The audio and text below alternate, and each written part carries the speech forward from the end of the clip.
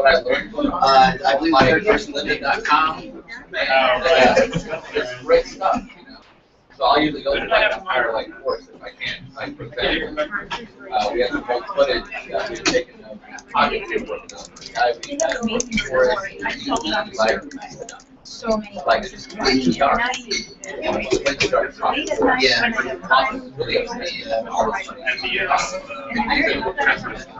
And then we got our hands on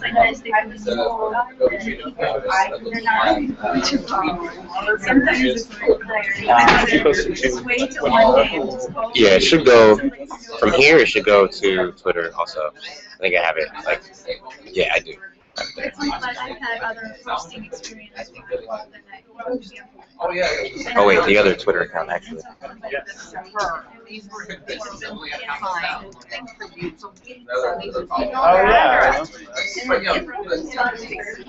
Yeah, but he's. I don't think he's actually out of town right now. Now, when I was learning I found this woman named Trina. She wrote these books about masking, enhancing, and retouching. So for all the people who aren't currently getting coffee and drinks and stuff, I want to point out something. If anyone here does not know Syed Coffee, you're a dedicated beginner. He's been to several of our meetings before doing presentations.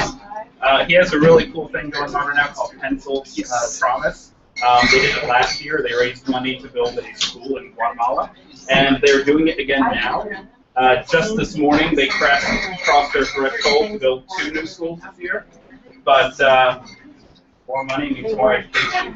They go down there. They're going to build 2 schools for primary education. They go down there and post videos and pictures up while they're down there. So if you all have any interest in that, you can find the link from wtbeginner.com. They've given me plenty of help when I was getting started out, so I feel full support.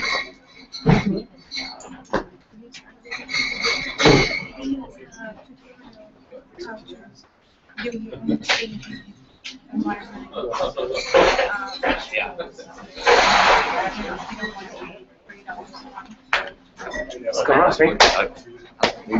Good. How's of course. They're my With the caffeine.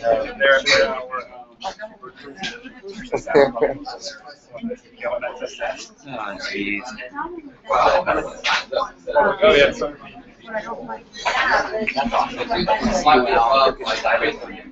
Did I? No, I didn't. Oh, yeah. Actually, I do notice that. Now you're just making me think. Yeah, I usually have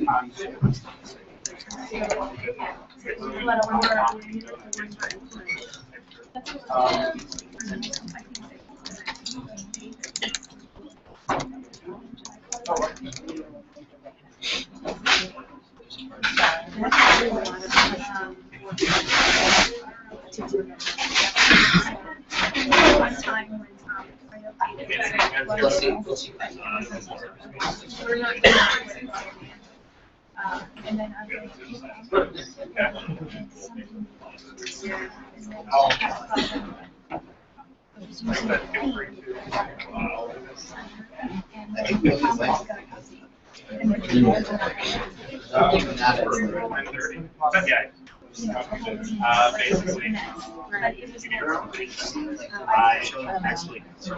so I didn't ever update it live because I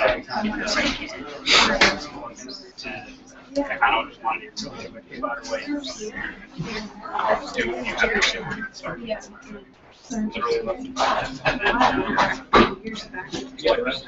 Yeah.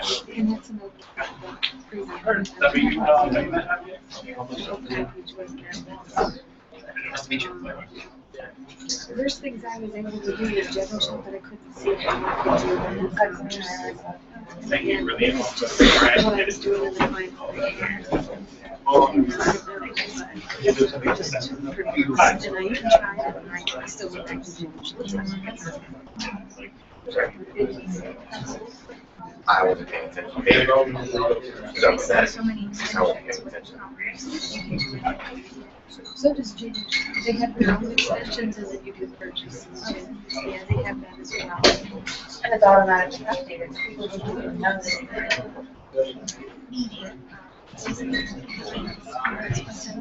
I'm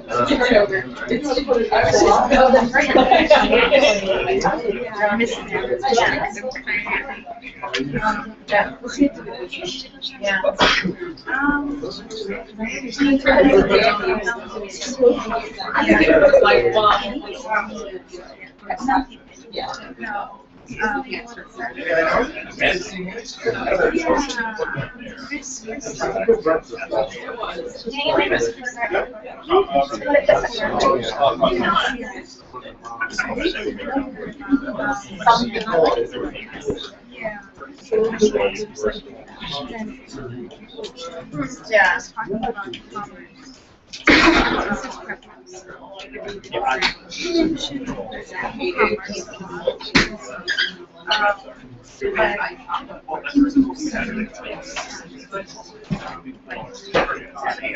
I just didn't know. It does need to do an update. Yeah, it's not too bad.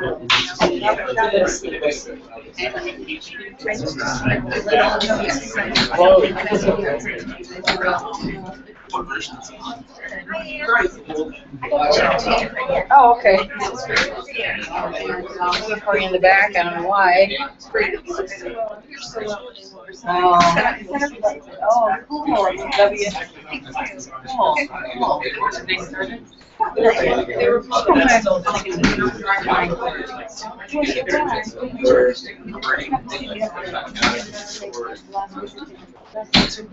yeah, I see 9 and then 9:30 and it's 6. Right. You can change it. I know. I do that too.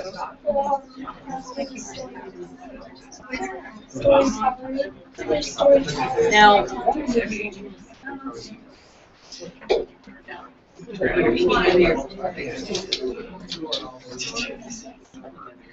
She should be on this list.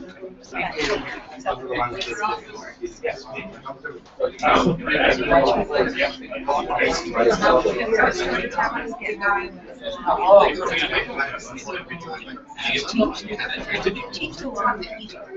I think they have. But then we're like,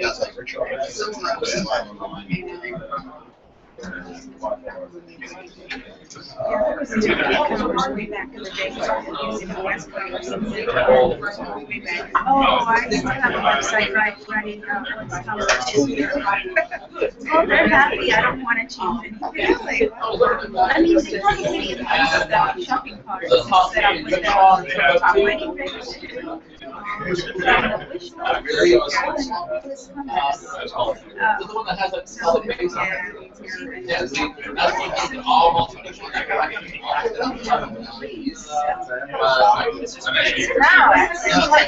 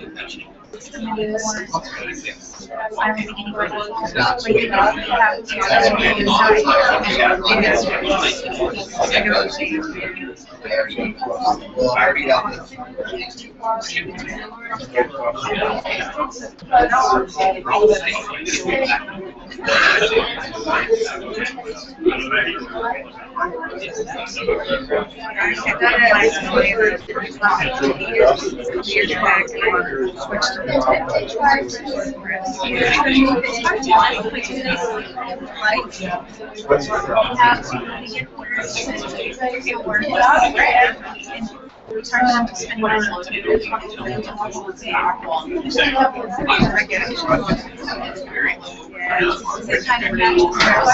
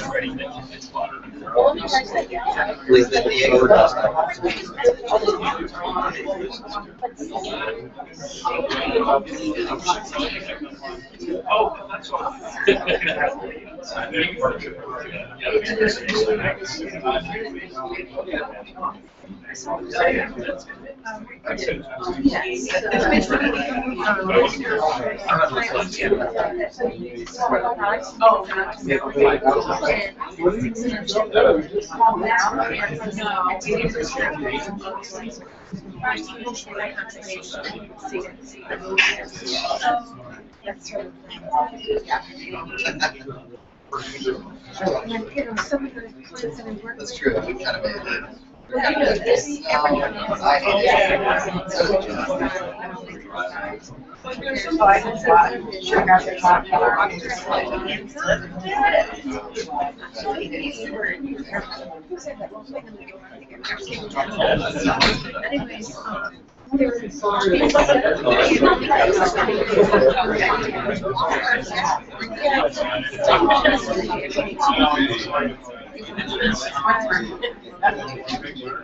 I also created videos that people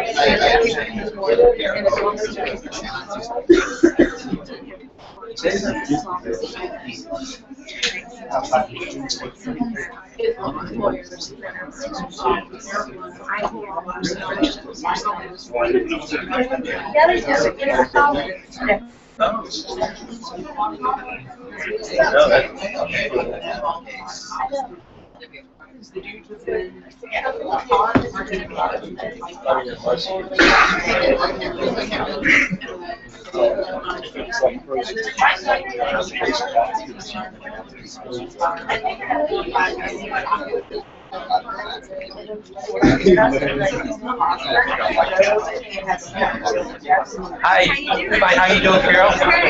Yeah, what about today? Yeah, wonderful. Yeah, how did that happen? Oh, wow, that's great.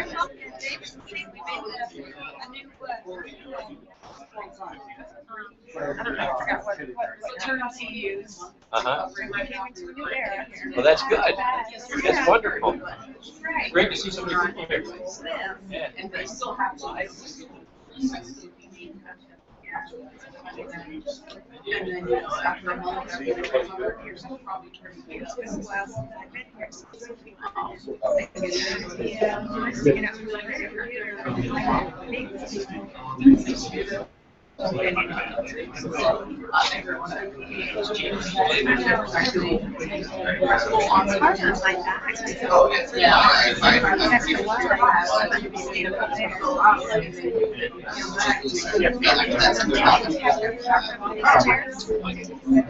For a long time, yeah.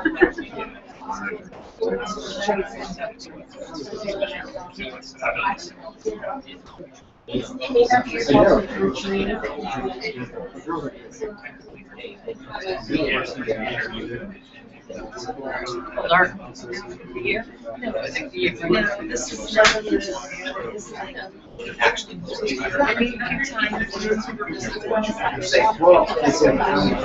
Oh, we didn't like it? well, the top of he's just like it's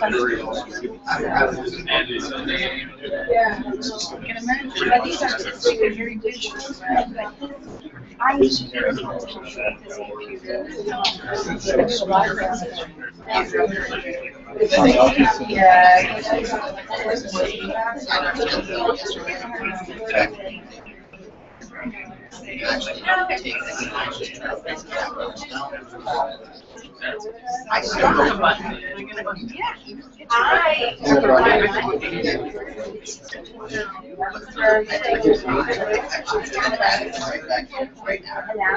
And that's what it is. Gotta start up and talk to them.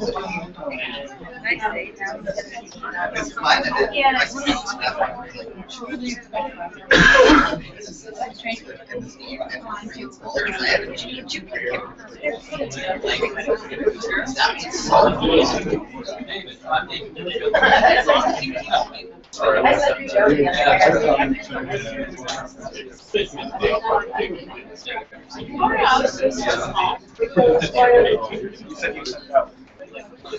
Yeah.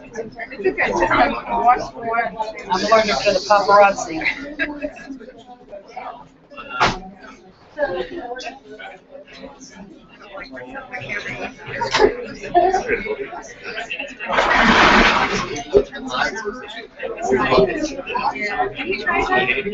I tried that once and the commercials they have really going. I don't know for the presentation. Just have like a sound. Live stream. I've done videos. To show my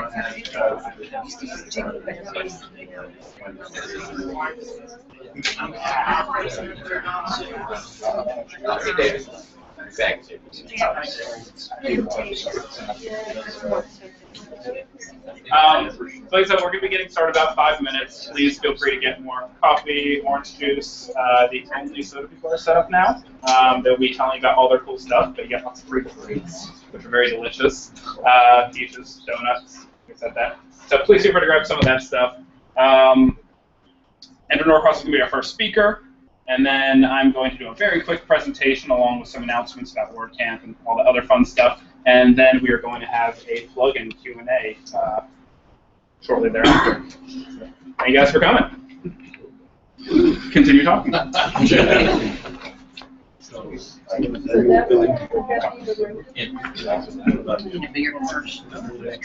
I don't, because then I'll kill it some stuff.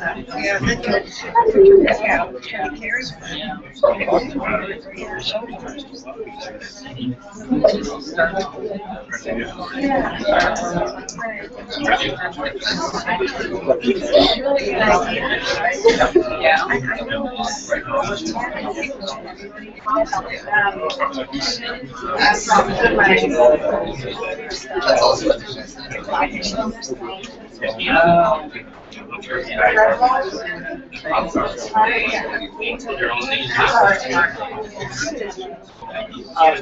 Yes, but it's actually not. So I have another case. So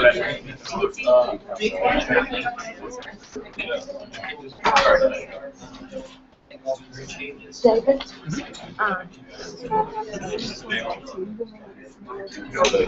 yes.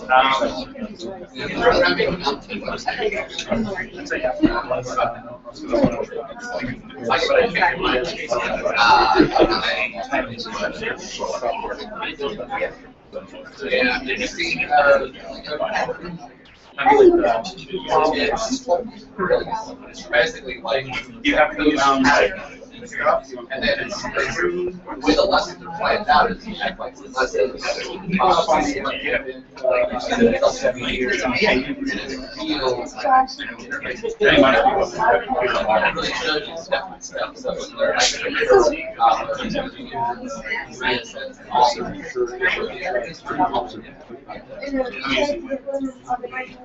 Python. So I think I would have learned Python. I would have learned project, but I was with my Python. They take a lot of time. Like project, you work on like this. probably did speak the rules sorted out. Actually, it's fun. Okay. I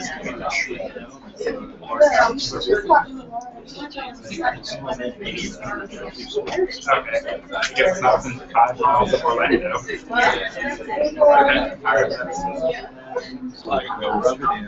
I had 14 last week. Oh, man. I've learned early in the game. Oh, you're messed up. I don't even know what I'm doing. I use, I do use the backup thing. It does make it go from that. But I'm just afraid, like, because we're going to go slightly over my first all the images after yeah.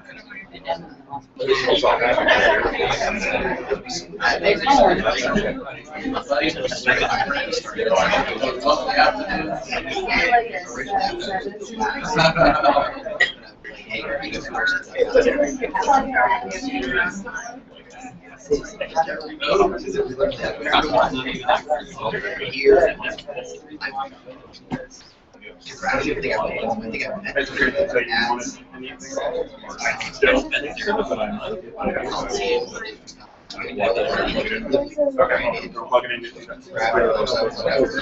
Let it close now so it doesn't time.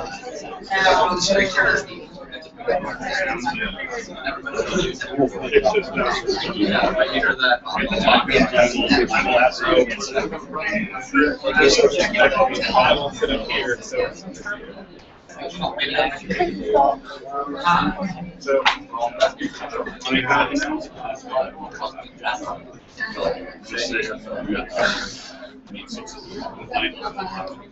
right, everyone. Once again, thank you guys for coming out. WordPress Orlando. This month's topic is plugins. So our first speaker, Andrew Norcross, is going to tell you a bit about himself first. What you want to cover, and then we're going to have a plugin Q&A later. I exist. I'm a person. As you can see, this little corporal form. Tutorials. Hello, good morning, everybody. My name is Andrew Norcross. I live out in Tampa, and David asked me a little bit ago to come on out and chat with you all about plugins. I am a WordPress developer. I've been for close to 8 years now. I run a company along with my wife over there and another business partner who's in Indiana. We focus on custom plugins for clients, full-scale development builds that are technically themes, but there's really just a design layer on top of some really abstract functionality. And we also have some commercial products out, along with various other little things here and there. Core contributor released, there's about 35 plugins in the repository, I think. God knows how much on GitHub that I never properly packaged, push up. And we have in addition to some other ones, we have a very large plugin intended for Genesis users that provides a design interface for child games. So I've done a lot of stuff pretty much on the entire spectrum of what you can do in a plugin. And this being the quote unquote business of plugins, a lot of people, when you think business of plugins, you immediately think commercial, and that has not been my experience. Now, there are anything to do with a plugin. There's going to be 3 parts. There's actually building it, there's marketing it, and then there's supporting it. Most people, myself included, always assume that it kind of went in that order. Focus your attention on building it, make it the best of whatever it can be, then kind of muddle your way through marketing it, or find somebody who's good at marketing and have them market it. And then you support it. You're thinking to yourself, well, I built something that's very, very good. Clearly, support won't be all that much. That's a wrong assumption every single time. It doesn't really matter how good it is. There will be support questions from every angle. So it almost works backwards. Yeah, I would say it's a toss-up between marketing and support as to which is going to be the most time-intensive and also the most important. Building it is the easiest. I could, and I'm sure there's other people in this room, but I could build a plugin and have it released during this meetup. Like, that part is not that hard. I mean, anyone who's done any sort of development work, you have code that you've written for a client. It's probably sitting on their site along with, probably in a folder somewhere in your computer. With an hour of work, you could package that into a plugin and have it released, whether on the repository or someplace like GitHub. It's not You know, the amount of work. Now, if you want to start with like a different idea and kind of go forward, then that's a little bit different. But for the most part, building it's not that hard. Building it well, I mean, that goes along. That's a whole other topic, frankly. But the idea that building the plugin is hard is a big fallacy, because the idea is if you're good enough to build a plugin, the code is probably good enough to at least get rolling. The place where people get tripped up is they either think, I have to solve a problem that hasn't been solved before. And that's wrong. There are very, very few areas in the WordPress plugin space that have not been solved in some capacity. The only thing off the top of my head that I can think of that I haven't seen a solid, good solution is appointment setting. And because there's so many things involved with that, and two people would never use it the same way, like I get why it hasn't happened. But other than that, I mean, Dave, can you think of any other problem that has not at least been addressed? Not addressed well, addressed. No, I think it's addressed well. No. Yeah, and that's the whole point, is that it's not that you have to find something that hasn't been done. You just need to do it better, or differently, or solve it in a different way. I mean, you think of e-commerce. There's a handful of large ones out there. I know so many other small ones. They all have their own problems. They all do something well. Some do other things better than others. Some do more things better than others. But iTheme 6 months ago released, or a year ago released another online digital e-commerce solution, even though EDD existed. I use EDD for stuff. I love it, but every time he releases something, I find a weird bug. And Pippen's a great developer. So the whole idea is that you need to solve it in a way that either someone hasn't solved it yet, or to find a subset of people using it who it's not working for them. Look at some popular stuff that's out there, see how people are doing it, see where the pain points are. Look for something that's been out for a long time, because most likely they have a whole lot of legacy code that they have to account for. Thinking about e-commerce again, there's WP e-commerce. They've been out forever. 2.5, maybe, even prior. I mean, before custom post types, before taxonomies, before a lot of things that we just now take for granted in WordPress that have been there for years. So they have been slowly trying to get rid of all that crap code. They had to make all of this crazy custom stuff to do things that WordPress didn't do yet. So someone coming into the space right now wouldn't even have to worry about that, because no one is using something they haven't written yet. So they don't have to worry about supporting something that existed 2 years ago, or 4 or 6 years ago in their case. And that's where you see a lot of places, people have problems, is that they're spraying on backwards compatibility and all that. So people can come into the space where there is an existing established product. If it's been around long enough, there are people that hate it. In the same regard that there are people that love it and will swear by it and will recommend it to everybody they know, there are people who cannot wait to jump in on a forum, on Twitter, somewhere else and say, that's terrible, don't ever go anywhere near that, that broke my internet. Whatever their problem was, they will take that and extrapolate it into its worst code that's ever been written. I can't believe it's still in public. So you solve it differently. You need to look at what is available for free. Especially if you're going on the commercial side. If you're going to release something for free, if there's already 20 of them, who cares? Go ahead and release it. I mean, there are, 1,000 social sharing plugins, give or take. Hell, I wrote one like 4 years ago. Apparently there's room for more, because people keep writing it and people keep using it. It's not anything that I would say people would ever pay money for, because there's so many of them for free. But if you are looking in the commercial space, then you need to look at what's available for free and what are you offering that a free plugin isn't going to give them. And that's where the marketing and support comes in, because usually it's not functionality.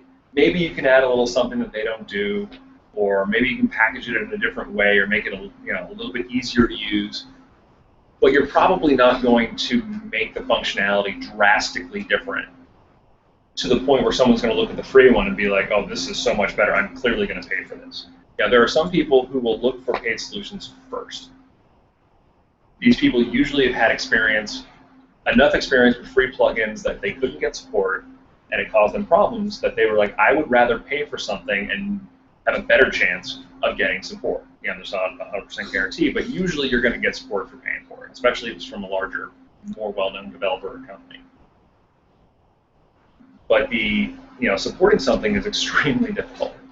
There's a plugin that I wrote. It was my first real plugin. Like I had released one or two before that were just really weird, kind of one-off, just kind of getting used to the idea.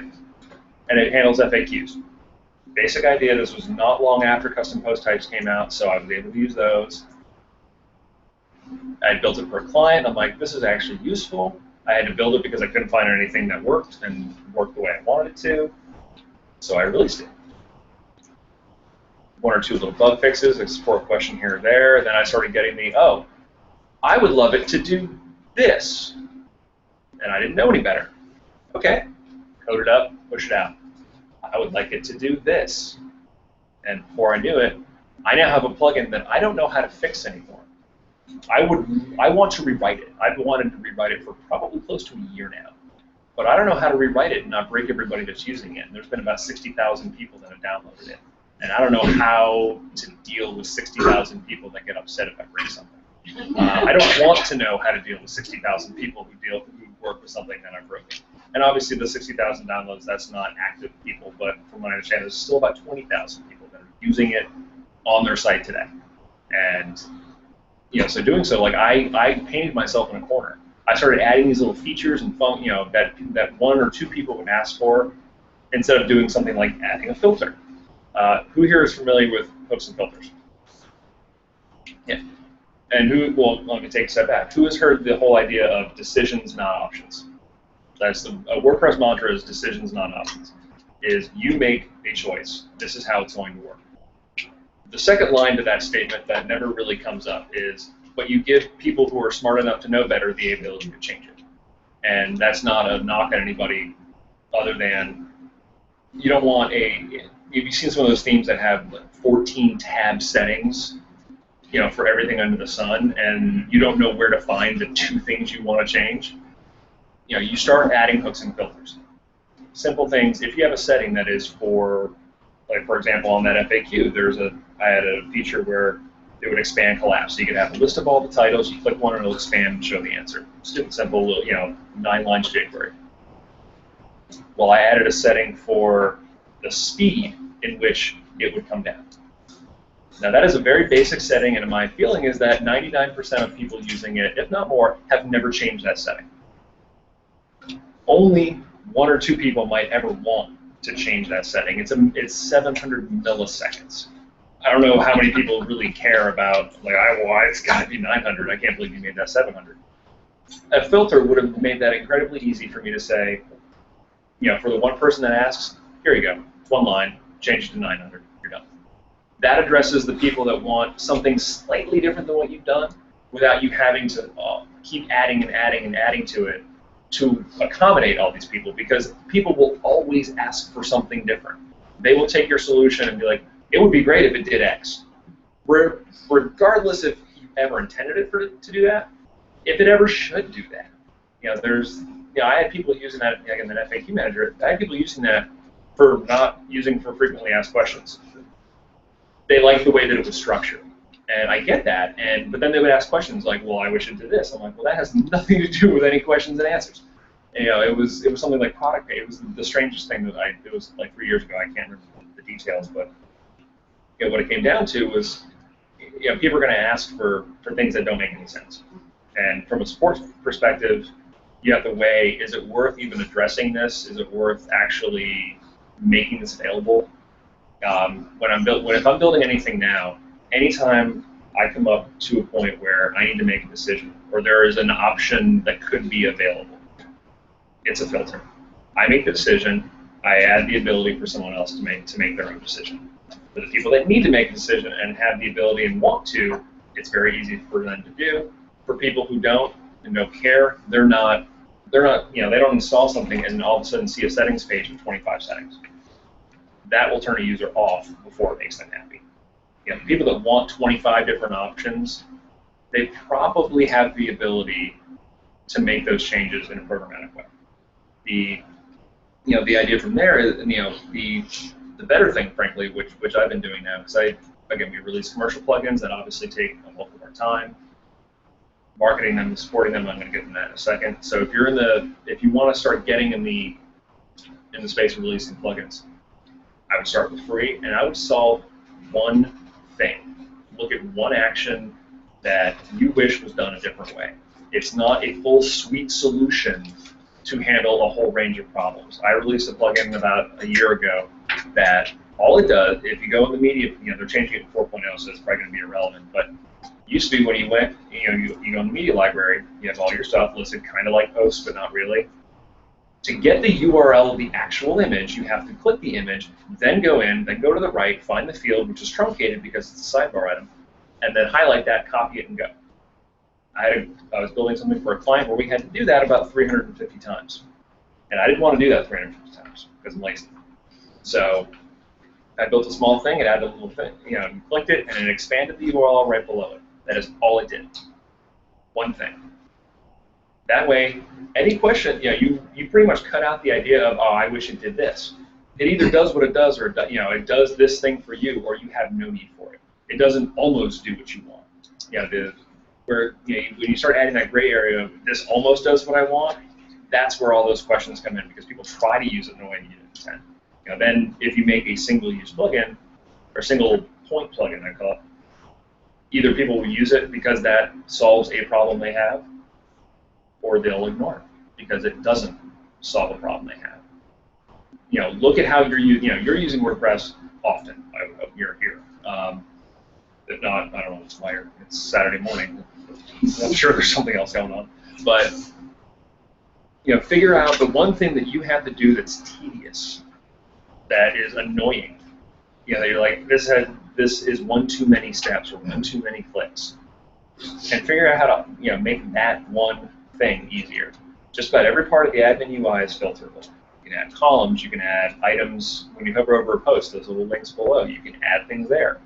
Take things out. You can add new columns. You can add new sidebars. So you can add, you can pick and choose and mold stuff pretty much any way you want. Find the one thing. Figure out how to write that. Solve that problem, and then find another one. If you're not comfortable putting it out on the repository, put it on GitHub. What I found is for the stuff that I like putting stuff on GitHub a lot, because usually people are developer-minded. Maybe they're not developers, but they're more development-minded if they're even on GitHub. So usually the questions I get are more in line with, hey, on line 42, this is doing something weird. Or I found a bug, here's the fix, and they'll hand me, they'll give me the code to fix it at the same time they're reporting the problem. I will take those support questions all day long. But getting in the commercial space, that plugin that I mentioned earlier is large. I built one about 2.5 years ago that was very, very slimmed down version of what it is now. I built it because I had built it for a client, and I decided I'll just package it and release it, and kind of forgot about it. Genesis made a bunch of change, when they released their new version and added a lot of different markup. My old version wouldn't work anymore because it was tied to the HTML that was used. So I took that as the opportunity to build a new one. And by this point, I had released a handful of commercial stuff, and I immediately knew that there would be a lot of support with this, because the plugin was focused on end users. End users generally create more support simply because they are not developers. And as developers, we need to remember that they are not us. They don't do what we do. They have their own jobs, their own lives, their own skills. They're not stupid. Most of them. Just like they're stupid developers. It doesn't matter. But the fact that they are a user does not make them stupid. The fact that they're a user means that they are not a developer. And once I got it through my head that they shouldn't understand what I do, because that's not their job. Like, I don't sit there, if I have a plumber over the house, I don't sit over his shoulder and tell him how to fix my sink. I don't know how to fix my sink. That's why he's there. I don't tell him, I had a nephew that unclogged the sink once. None of my experience is relevant to him fixing the sink. And, so I need to remember that what they do is something else. And I need to be nice, which I'm not always good at. I'll be the first to admit I can be callous at times. I try not to do that with user stuff. It's usually with other developers. And I also need to remember that the language that I use in terms of like how I'm explaining things. Like I can't just start throwing out code jargon and expect them to understand what I'm talking about. But when I was building this thing, it took probably 3-4 months, maybe a little bit more, to get it to a releasable state. And when I say releasable, I mean that's something that if I put it out in the wild and started asking people to give me money for it, they weren't going to turn right around and say, I can't believe you just asked me to give you money for this. And so what I had to do was I had to take a step back and figure out, what do people want to use this for? What problem am I solving? And in this case, my whole thing was, I thought there was a very large gap between people that were happy taking a child theme right off the shelf, installing it, and being done with it, and people that were paying a developer or designer to put together a full custom site. I felt that there was a gap in between that. That people just kind of wanted to change up some colors, maybe a little bit of font here and there, but they didn't want to completely rebuild it, and they didn't want it just to keep it plain. And so I'm like, okay, those are my people. Those are the people that I want to target. What do I need to give them to solve their problem? Because it's very easy for me as a developer to want to solve every possible problem that might arise at some point by some person who has never used it, may never use it. It was a matter of finding focus, because once I found focus, then I could actually build it. I could say, does this match the focus, yes or no, build it. Is this something, I would constantly have other people look at it as I was building it. I wouldn't wait until the very end, because once I've built it and I think I'm done, and if I show it to someone, I'm like, hey, what do you think? Like, oh, well, this, and this. Probably going to just ignore what they say, because I'm going to be like, oh, well, I've already built that. I'm not going to go back. Or you had no idea how long it took me to do this. Or it's like, oh, that powers everything else. I can't change that. So I would have people kind of look at it almost every step along the way. And in doing so, there was actually 2 or 3 things that were caught, and I did a different way that have saved me a lot of time now. But, from a, marketing and support space, it's support fuels marketing, marketing fuels support. Now, I'm not a marketing person. I don't like marketing. I'm not good at it. It makes me uncomfortable. I'm good at writing code, releasing code, and going about my day. That's what I like to do. Fortunately, there are other people who are really good at marketing. They like marketing things. And I am all for those people doing those things. And what we've done is 2-part. One, we've actually partnered up with StudioPress as a company, and that's been really cool. But also, I found people who were good at telling the story. I found people that were good at talking to the people that I wanted to use this, and I wanted to be, involved. There were, again, like I said, I had a focus. So what I needed to do was, I didn't know how to market to that focus. I still don't know how to market to that focus. I know people who know how to market to that focus.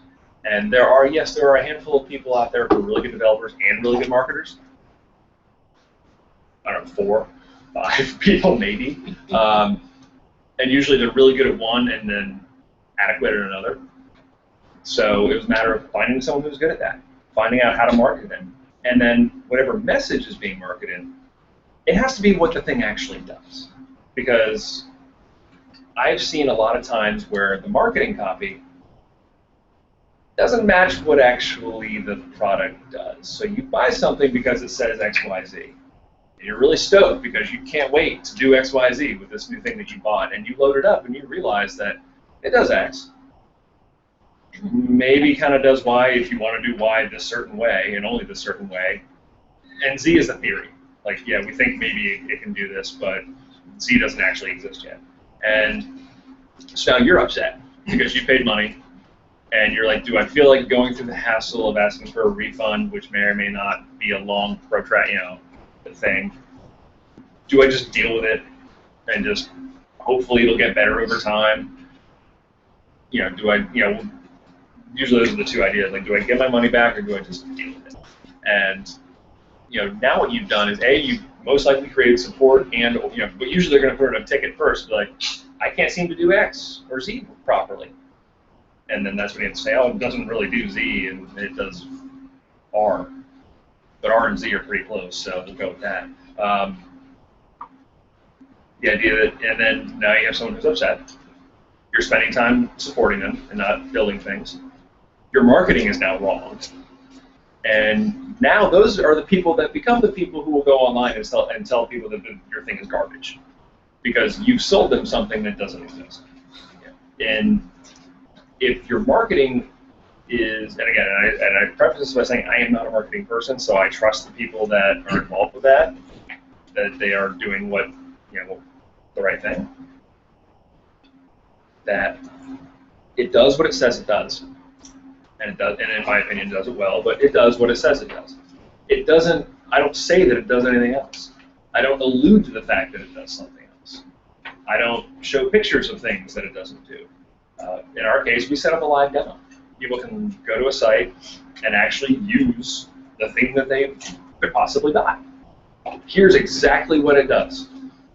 Not in fancy marketing terms, not in pictures. It's like you can go click things and find out if this is actually, and we've actually gotten feedback that we've tweaked some of the marketing, some of the stuff on the site, because the way that we said it didn't match how it was actually used. It was more language than anything else, but it was enough to where people were like, well, it said this, but it only did this.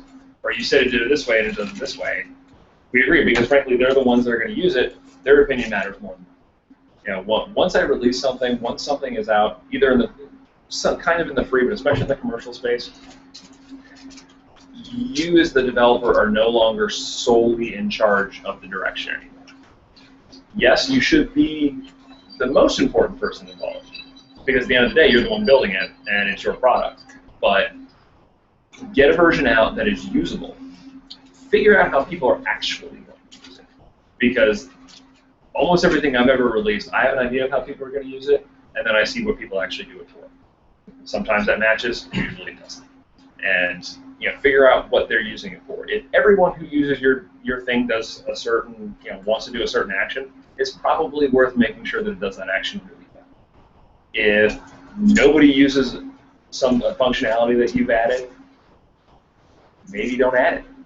Take it out. Maybe turn it into something, like a hook or a filter, or maybe make it an add-on.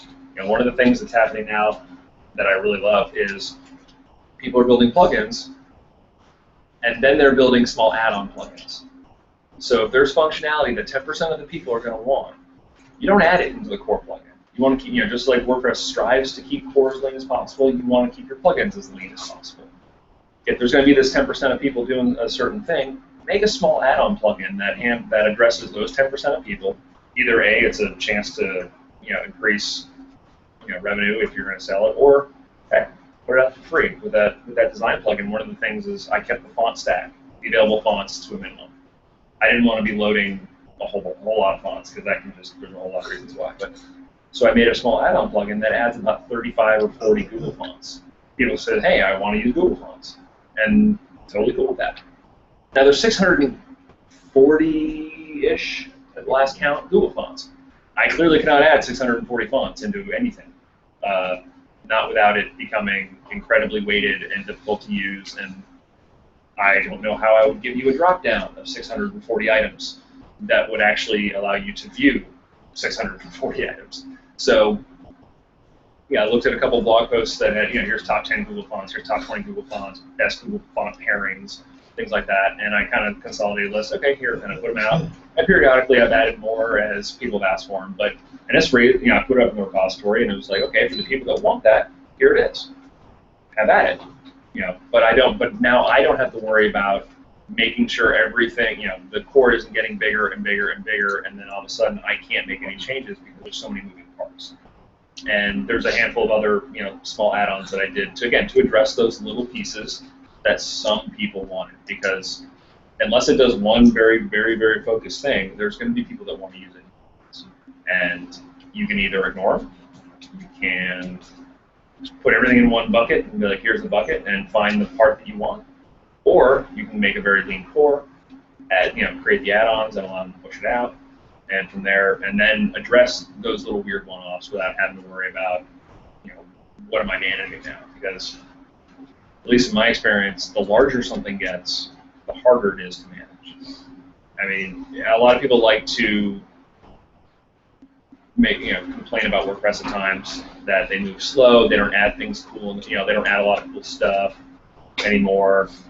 They they still do things a certain way when other products do them much better.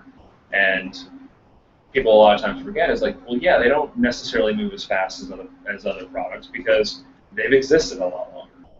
They've been out for 10 plus years. They have to worry about the people that still have 3.0 installed. I don't know why. At times, I even wonder, like, why do they care about people that are using 10 versions back? But they do, and that's what they've made that decision to do, and I support that, even though I don't always agree with it. I support it. They have to deal with people that are on hosts that may have old versions of PHP, so they can't use certain functions. That everyone was on 5.4. They could rewrite about, well, they can rewrite all of it, but they wouldn't do that anyway. But I mean, there are parts of code that they could rewrite using a fourth of the amount of code that's there now. But there's still quite a large percentage of hosts that aren't even on 5.3 yet, mind you, 5.4. So these are all the things, so and that kind of boils back into the plugin space. I can't guarantee that everyone using it is going to have the most recent version of WordPress. It's going to be on the most up-to-date, technologically, forward hosts. I can put in those disclaimers, like this only works with X and above, and you need to have, but an average user has no idea what version of PHP they have. They wouldn't even know where. Actually, I built a plugin to figure out what version of PHP people have. It's been in a repository. It's called System Snapshot. Pippin built part of it for EDD, and I took it and changed it and expanded it a bit because I was dealing with support issues, and I needed to know about their actual hosting platform, and they have no idea what they're hosting. They're like, here's the host that I have, and that's all they know. They know who they're paying. So I made a plugin that will make a big text file that they can email me, and now I know what they have. So now I can actually debug a problem. And that was one of those things. That goes back to the idea that I had a problem, I solved it by writing code, and then I released it. If nobody ever uses it, fine, I use it. Like, that's the only reason I released it, is because I use it. And apparently other people do too, but keep getting into that is, you got to deal with the larger scope, the larger set of what people can or can't do, what they want to do, and the business part, that's where it all comes down. Like, if you're a coffee shop, you sell coffee. Like, I'm a big fan, clearly. I drink a lot of it. I have been to many coffee shops. I'll drink swill from a diner, and I'll drink really expensive, fancy coffee made by a guy with a handlebar mustache. I don't care. I'll drink it. It's coffee. I have expectations based on where I go. With what I'm going to pay and what service I'm going to get, and I'm fine with that.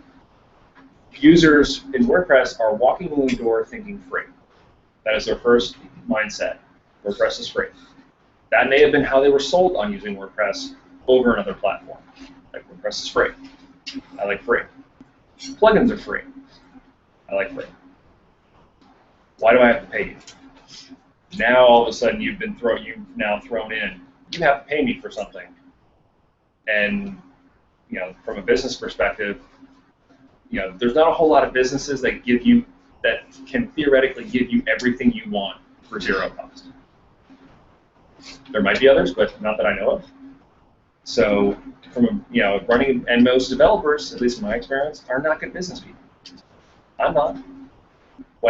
Before my wife took over the actual managing of the company, which surprisingly the company has done much better since she took over, I would forget to do things like invoice clients, or I would push client code live and then forget that I'd done it and forgot to tell them. I mean, it's funny, but I'm probably not the only person that's done that. Or I would have it done, written, email them, and then forget. And then email me back a week later, and I have no idea what I've written. Because I've just been writing code nonstop, for the week after that. So, running a business on top of WordPress is difficult. Running a plugin business is difficult. And we'll get into some of the QA parts about how to do, I'm sure some people have very specific questions about how to do X, Y, or Z, and we can get into that in the roundtable. But for anybody who is in the business, I hope you're doing well. And that's not sarcasm, I really hope you're doing well, because there's a lot of space for a lot of improvement with things that I'm releasing, things that other people are releasing. There's still a huge potential to solve problems that people have, even in spaces that seemingly have been solved. I mean, I use Gravity Forms for a lot of stuff. There's a couple other form suites out there that are very good. And if Gravity Forms was that good, nobody would ever make a form plugin again. But that's not the case. People are still doing it. You know, if WP Commerce or WooCommerce or whatever it was before they forked it, if that was the best, you know, if that was all that everyone needed, no one would ever release anything else again. But there's still stuff coming out. If PayPal, you know, like, and you can think of anything in the space, like if that were the best, nothing else would ever be released again. But there's never the best, simply because there's too many users out there. You know, there are, just in Genesis alone, there's over 100,000 people using that theme framework. There's absolutely no way that you could build something that would address 100,000 people's concerns, needs, wants, in a plugin, in one plugin. Impossible. If you can do it, I mean, frankly, I'd love to see how. Yeah, I'd love to see how you think you could. So there's always going to be a group of people that your product will never, you know, isn't good for. There's always a group of people who will not like how you do it. There's people that will think the fact that you're charging me money for it means I don't like it, and that will be their opinion. Oh, you're charging me money? I don't like it. Doesn't matter that, you know, they're building a site in theory that is going to generate money for their company, and the $40 that you're asking for is a personal assault on them. Yeah, I've seen some of the language that people use. It's hilarious. Only because they would never dream of telling other businesses that I'm not paying you, but they do it for us, and we have to deal with it. I mean, that's the nature of WordPress. So, at the end of the day, there's still a lot of room in space. It's not crowded. There's a lot of people, but it's not crowded. There's a lot of products, but there's not a lot of solutions. If you think you can do it, do it. Go home after this, good a time as any, start writing it. Start releasing it. Start putting your code in public. The biggest thing that made my development better was putting my code in public and letting people trash it. I didn't know how bad of a developer I was 5 years ago until other people started looking at my code and asking me why I was doing things certain ways. You know, 5 years ago, there wasn't all the online teaching stuff that we have now. There wasn't code schools and boot camps and all this other stuff. Like there was some tutorials and there was source code, and that was about all you got. And I didn't know how badly I was writing things because they worked, and I didn't know any better. And I was self-taught. So once I put my code in public, I started realizing, hey, I'm not good at this yet. And there are people that are a lot better than me, and they are completely willing to help me get better at what I do. Sometimes the criticism was a little harsh. I learned to deal with it, for the most part. Sometimes it was what they were saying I needed to do, I didn't understand. And so it basically was like a homework assignment. Like I need to figure out what they've told me to do before I can implement what they've told me to do. But it made me a better developer. And so putting your code in public, and GitHub's a great place to do that because you don't have to worry about having thousands and thousands of downloads and dealing with all that. You will find out how good you can make it. Because I'll give you one example. People are familiar with Pippin Williamson. He's got, I don't know, like 8,000 plugins or something like that in their repository. Yeah, he built easy digital downloads amongst other large things. He has written multiple patches for other e-commerce solutions that are direct competitors to what he builds. He has written them without any sort of fanfare, without any. He doesn't like broadcast the fact that oh, look how good I am. I'm writing stuff for other. Yeah, he doesn't mention it. I've only noticed it because I happen to be writing a patch myself when I saw his name. He feels that it's important enough for the entire ecosystem to do well, even if it means that someone's going to buy something that he didn't make. There's a lot of people like him out there, myself included, like David, like other people who if they see a problem, they see a bug, they will write the fix. They will show you, here's where it's wrong, here's why it's wrong, here's how to fix it. Or they'll say, here's where it's wrong, and here is the fix. All you have to do is click merge, and it's fixed. And you didn't have to do anything other than click merge. But you can't do any of that if your code's sitting in your computer. No one's ever going to see it if you're the only one looking at it. No one can tell you what's wrong with it. Because users won't. They'll just say it's broken, it doesn't work. They have no idea why it doesn't work. They don't even know, it's not even necessarily your code that's wrong. It's someone else's code that is now interacting with your code, and you're the last thing they installed, so inherently it's your problem.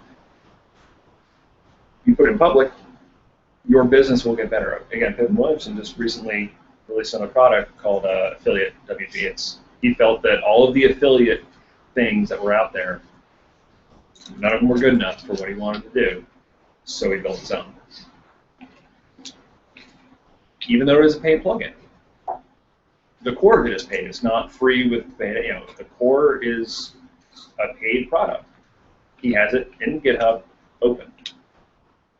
People can go look at it. People in theory can download it.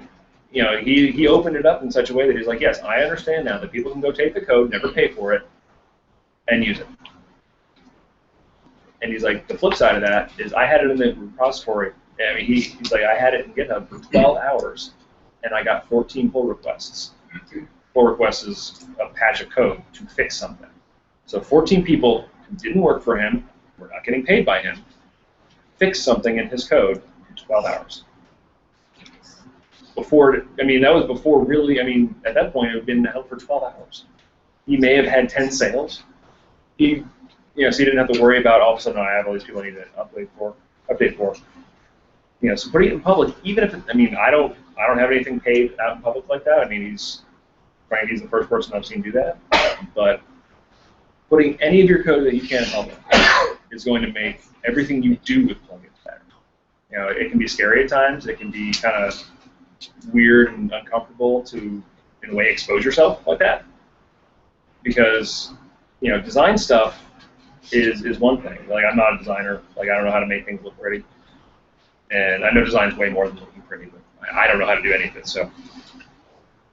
But you can go look at something that is aesthetically nice. You can go to a website like, hey, this looks really nice. And assuming it doesn't take 10 seconds to load, you're like, wow, that's a cool website. You have no idea how well or how poorly the code is written on the back end of that site. No idea. But it looks nice. And that's most users. It looks nice. You put your code out in public, people are going to see that function that you wrote that is incredibly ridiculous. They're going to see the fact that you did something in 12 steps that should have been done in 1. They're going to see that you rewrote something that clearly didn't need to be rewritten.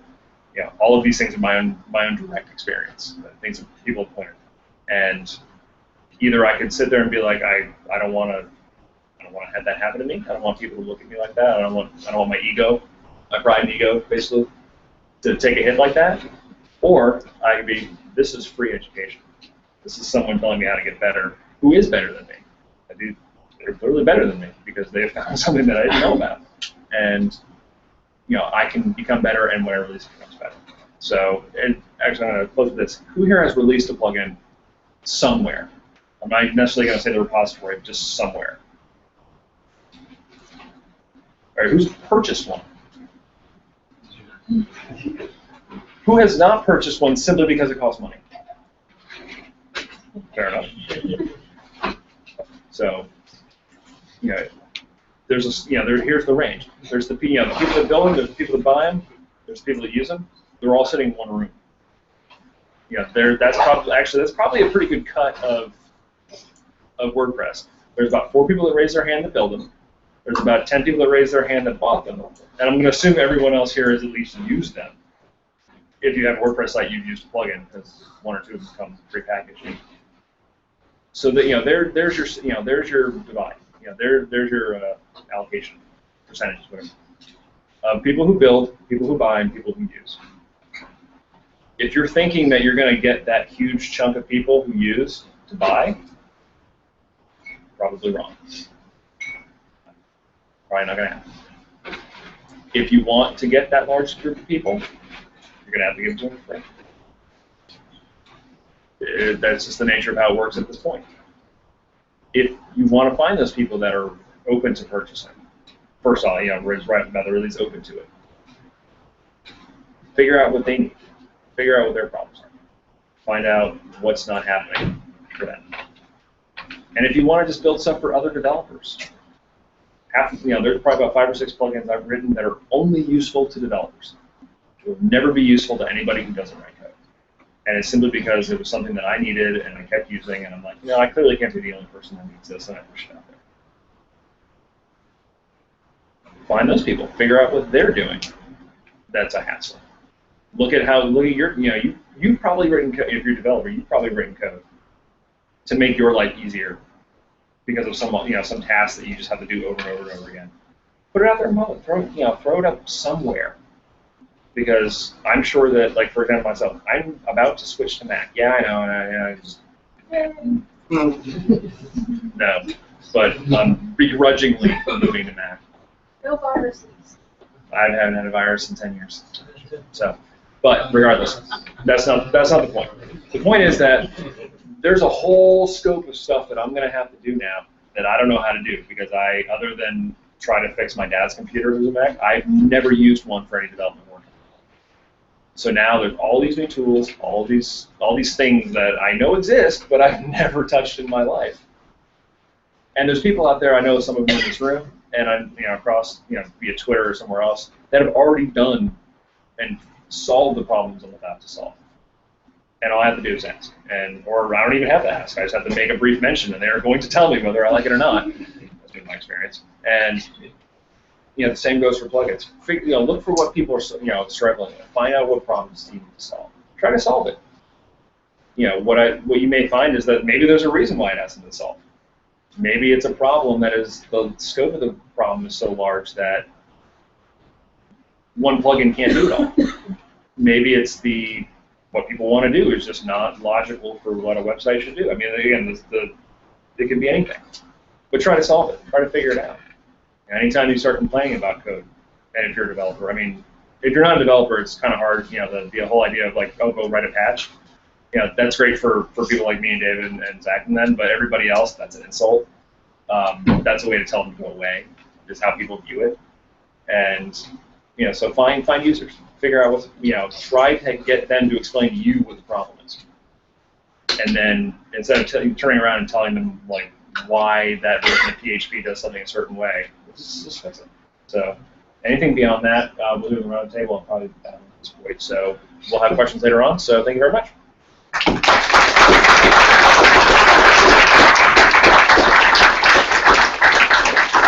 One last thing before you go, where can people find you online, or where can they find some of your products online? Okay. Personal websites, andrewnorcross.com. That Genesis plugin I mentioned is genesisdesignpro.com. I'm on Twitter, but I will preface that by saying that my Twitter is not professional most of the time, sometimes inappropriate or an HR violation. So risk, your own risk. Beyond that, it's all that stuff is there online, and GitHub is username. Anything that I have a username on, it's usually just my last name, Norcross. So you can look on the WordPress.org. Norcross, city in Georgia. So WordPress.org, my profile's there. GitHub, Twitter, it's all the same name. So you can find anything that I've pushed out, code that I've released, patches I've written for other codes, other people's code, other people's patches I've written for mine. You can see all the stuff that I talk about. You can actually go look and see what people are actually doing. It's not like all the stuff I talked about is not theoretical. It's not, it'd be great if it did this. It's like, no, this stuff's happening right now. There's a pull request sitting in one of my plugins right now that I have to review. Someone wrote a fix for something that I need to figure out what they were fixing first because it's not clear. But that stuff happens all day long. So thanks.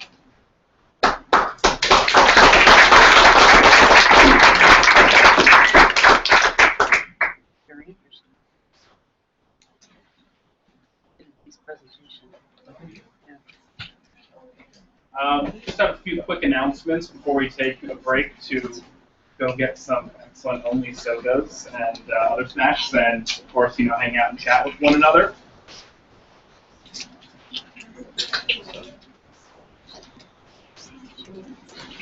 Did anyone happen to remember their homework assignments? Cool tools? No one. Hurt me. And last month it was my fault because I forgot to remind you guys. This is all on you now.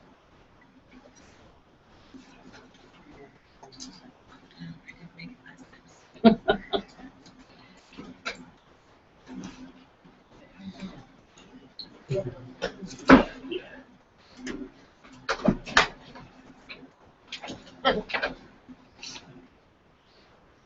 to take a moment to get that going.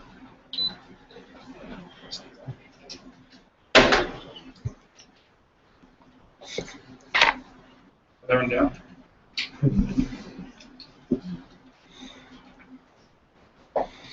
It takes a second for the lamp to light up, right? All right, well, things that I really want to announce that don't meet the screen. As a reminder, WordCamp Orlando is already scheduled for this year. It is for the 5th and 6th of December. Put it on your calendars. I see all of you He's not there. connected. You're not Save the connected. date. You're not connected. Oh, no, I know. I was Oh, okay. every time I plug it in, it asks me to like Okay. do stuff. Sorry. Oh, look at that one right there. So our current website, we're still working on it. So if anyone wants any information about what the event is, who you might expect to see there, where it is, you can go to 2013.orlando.wordcamp.org. Hopefully, very soon you can go to 2014 and see it. But there's a contact form up there right now. It's going to be the same place as last year. Rosen School of Hospitality Management, that is down on iDrive. And we'll be opening for speaker submissions soon, and so several months away. We'll be announcing when we have tickets for sale. But it's going to be a 2-day event again this year. It's going to be on a Friday and Saturday, Sunday this year, so please plan that in advance. Additionally, Tampa is going to be having their first WordCamp this year on the 4th and 5th of October. I believe you said that there'll be a full website coming out soon. Yeah. Two of the organizers of WordCamp Tampa are sitting right over there. Do you have any special info? I don't have We'll be putting out the call. Yeah, it took us about a year to find a venue, which is why we're still getting rolling, because we couldn't really do anything until we knew where we were going to have it. And now that we have that nailed down, we have a date nailed down, I'll actually be spearheading speakers for those of you who like to do that sort of thing. And that website, about 2 weeks, we should have the full website up, which then we'll be doing the call to speakers. And we hope to see y'all out there. We're gonna have a good time. And it is our first one ever. So any and all support, we greatly appreciate it. I'll definitely do it. You know, Another reason to go. you have to be. Yes, it's another. I came to yours. Right, so, okay, so if anyone here does not know what WordCamp is basically what we are doing right now, only 100,000 million times more awesome, and also over the course of 2 days as opposed to 2 or 3 hours. I don't know exactly what you're doing, so I'm not going to talk about yours, but for Orlando, we have about 30 to 40 different speakers who come. They travel from all over the world to come here. No joke, it's coming from like Bulgaria, we have some from Brazil as well.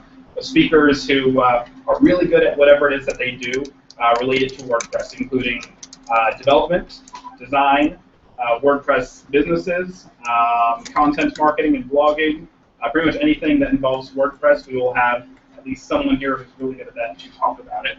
Additionally, we offer free support if people want to come in and get some support for their websites. We'll have all these awesome, intelligent people giving you free work. That's like, I don't know how much money you're saving talking to all these people. We feed you both days, give you lots of cool swag, and we get to hang out and network and have fun talking about WordPress, which is really fun for people like me. Presumably Tampa will be similar. Carol, would you want to? Oh, good. Okay, a new venture going on here is WordPress Neighborhood, and this is for people to come and learn more about WordPress, how to run it, how to develop their content, and it is free. No, it's user level, it's not free, but however, we will be offering scholarships for startups and things like that, because we're going to have sponsors. So, It's minimal charge though, right? yeah, minimal charge, Yeah. and also we're having, like, if you bring a friend, half off, you bring 4 friends, you get in free, that sort of thing, some incentives. But you bring your laptop, it's all hands-on, it's user level, it's all user level. And this is the website you can join us. and be a member and get frequent updates. 3 different areas of town: West Orlando, East Orlando, and Winter Park. It's going to be the 3 venues. Is there any questions? Is it under the meetup? Yes, it's on Meetup called WordPress Neighborhood. We're also going to have some socials that are free, so join anyways if you can't make some of the groups, and then you can see what we're teaching. Join anyways. You can see some of the class schedules. And in case you don't find it, we'll also cross-post some of the events to the regular group, so that will be announced there. Speaking of which, that will remind me of something else. For those who are not on Facebook, first off, if you are not on the Facebook user group and you are on Facebook, go to facebook.com/group/WordPress Orlando. There's all sorts of cool subject discussions all the time about helping people fix their problems or about different things going on in the WordPress world. But another thing that I thought was really cool, only it's not quite as cool anymore, is that last night, 2 nights ago, we did hit 1,000 users in our group. Woohoo! And then somebody got annoyed that I emailed her and asked me to remove her. So if you know somebody who is not part of the group, have them join now so we can get back up to 4 digits. We're still the second largest tech group in Orlando, which I think is really awesome. It's great to see so many people come out here every month.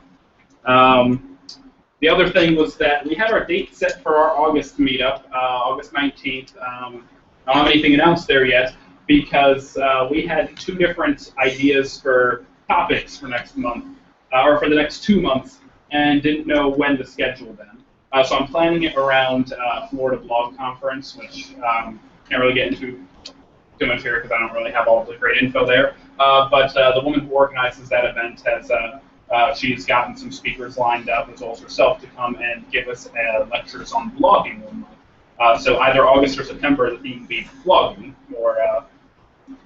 more user level as opposed to more developer level. I kind of just want to go in the room here and just do a show of hands. The next other month idea, or the next other month topic, is going to be user support, just because so many people come here looking specifically for support. So I'm just going to do it by show of hands and just let yours look and count. Who would like August to be the month for blogging and September the month for user support?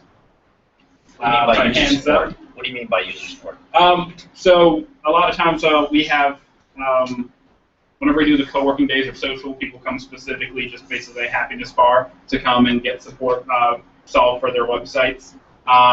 So much so that I just want to turn it into a day that I knew several of the people who know what they're doing would be in the room to talk about it.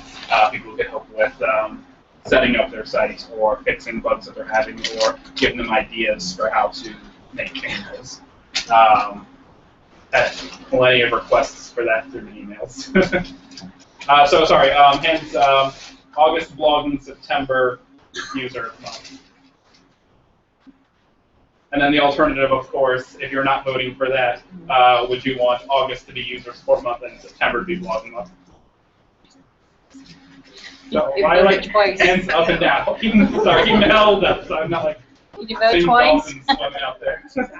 Okay, I think that's all right. I think that's how it's going to go. The only thing that might change that is if our venue for September changes, because that is when Florida Blog Conference is happening, so I can't really schedule right around when they're already doing it. So unless that changes over the next week, I will be putting out the next 2 months meetups. The other thing that I get a ton of emails for, and I've been speaking with people who organize some of the other tech groups in town over the past months, and we have the same, not problem, but same thing happening as well, is that a lot of people email me directly through this group and they email the other organizers of the group looking for work or looking for people who can fill roles at their companies. Like, I need somebody who's really good at PHP to join our team. I don't keep track of which of you are employed or unemployed, so I'm sorry I'm not that in all of your lives. But I did do something recently to help out called Start Orlando. This is kind of like a side add-on thing to the Orlando Tech Group, so it decides how they want to handle job listings. This is absolutely free to use. It took me a few hours to set this up, and a $40, maybe $50 thing from Soundify, and a free plugin called WC Job Manager. So super easy. If your company is looking to hire anybody, please place postings here. If you are looking for a job, there are currently 53 jobs up right now from 13 different companies here in town. These are all for local tech jobs here in Orlando. Startorlando.com, flyers over there. Hey Dave, how big is the event area? Is it just Orlando, or is it Orange County, Seminole, Osceola? At the moment, I'm keeping that nebulous because Okay. You don't want to commit. the only people who are actually posting jobs on here right now are companies that have been bugging directly, going, hey, I know you have openings, go post it here. Okay. Orlando area. Okay. I know people who will travel, to Osceola County for a job and live here. So, the other thing was for people who, I'm not going to do a full presentation on this, but for people who are interested in getting into plugin development, Norcross is absolutely right. Super easy. That is the easiest part of managing a plugin we put online. Something that I found to be a tremendous help, this is probably one of those very few people that you mentioned that is both a good marketer and a good developer, is Tom McFarlane. He is a developer who runs a plugin shop out of Atlanta. He developed something called the WordPress plugin boilerplate. This is on GitHub, freely available. It's a basic starter plugin. And if anyone has any interest in getting into plugin development, I highly recommend taking a look at this, because this is something that you can just download, and he has lots of, I'll just pull one open. Lots of little areas that just say to do, or even little things that tell you what exactly you should do there. So it makes starting a plugin from scratch tremendously easy. It handles things, helps you handle localization, helps you handle where you want to put your hooks and filters, having sort of files load in the proper areas on the site when you're running it. So if you are a developer, have any interest in getting started, that's something I'd highly recommend. Additionally, I've been finding a lot of people have not known about these resources that are freely available to them, so I want to share these. Chances are if you're here, you're probably an Orange County resident. If you're an Orange County resident, go get your Orange County library card, and then go to the Orange County Library website, and you now have free access to Treehouse and Lynda. The whole game? Sorry? Everything on lynda.com? Yeah, as far as I know, everything on lynda.com. The full, I don't know if they have free and then they have a paid subscription. It is the paid subscription, yes. I don't know if they have multi-levels or not. Treehouse does have multiple levels. I know this is for the basic level of Treehouse. They are located here as well. You have to be at the library to use it, though? No. Oh, really? Okay. You should be able to register for your account and you can log in at home. Sorry, clarify. Yes, I do believe you still have to be there to sign up for the account. I learned about it from David and this group, and I've lived in Orange County for probably 25, 30 years. And I went to my Orange County library less than 2 minutes from my house, and they were very, very helpful and I know that it's more remote partially because of certain things at certain libraries. They basically, you could use it while you're at the library, but there are certain things that have changed, but they still are very much a promoter of it. It's awesome. Okay, my understanding was that you just had to go there to sign up for it. Well, you get your library card, and I got that within a week. Right, yeah. Yeah, but If it you was log awesome. into the website, you can access all of it at home. That was the whole reason I didn't do it before. But I had to be at the library to do it. Oh, last act, don't know. Let's just register there. I'm gonna go down there. No, you don't have to. Yeah. Sorry. No. No, you don't have to. I didn't know about Lynda, but I knew about Treehouse. Once you sign up, once you have your library card, you'll actually be prompted, I forget, through the website, through the Orange County OCLS, to Treehouse's website, and then there's a place for you to log in with your credentials, with your library card and your password, and then all that content is then there for you. I imagine it's probably the same thing with Lynda.com. What is a library? A library is a really cool place that is not actually a dinosaur anymore. And if you go to the, I can promote myself now. Yeah. If anyone doesn't know, next week I will be doing the Tech Talk this month at the downtown library. If you have not been there in the past 6 months or so, or have never been there, go check it out. This is another thing that you get with, I'm likely to work for the library that you pay me. At the library, the downtown library, you have access with your library card to a recording studio with another grand piano setup, probably some other stuff too. Green screen rooms for video editing, podcasting booths, 3D printer and maker lab. flight simulator, car simulator, and a forklift simulator. A very nice co-working space with lots of cool computer equipment and everything. And almost all of that is absolutely free to you with your Orange County Library card. And if you're a Seminole County resident and you're angry about that, it's very cheap. I think it's like something like $25 to get use of all of that stuff. You can find more info on their website, or really you just need to go next Thursday evening at 6 p.m. and check it out in person. And to get to this page, it's ocls.info/programs/DIY learning. You can strip all that. With the green screen in the recording studio, do they have all the equipment? Yes, they do have all the equipment. To actually use the equipment, you do have to take a test to prove that you know what the equipment is and how to use it. And if you fail that test, they offer free classes on how to use all of that equipment.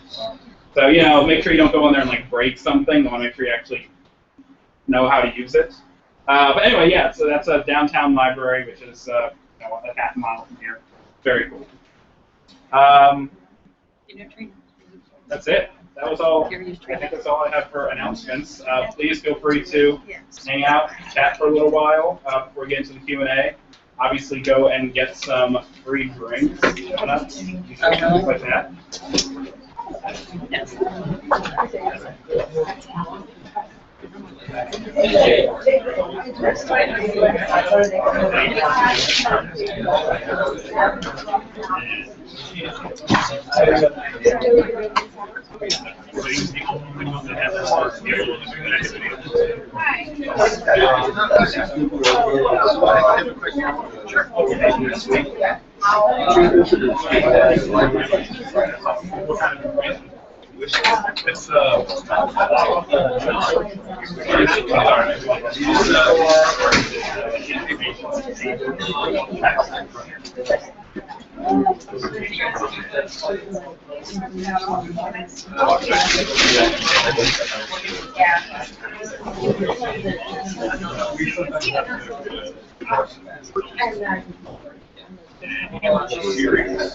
It's kind of breaks out a little bit.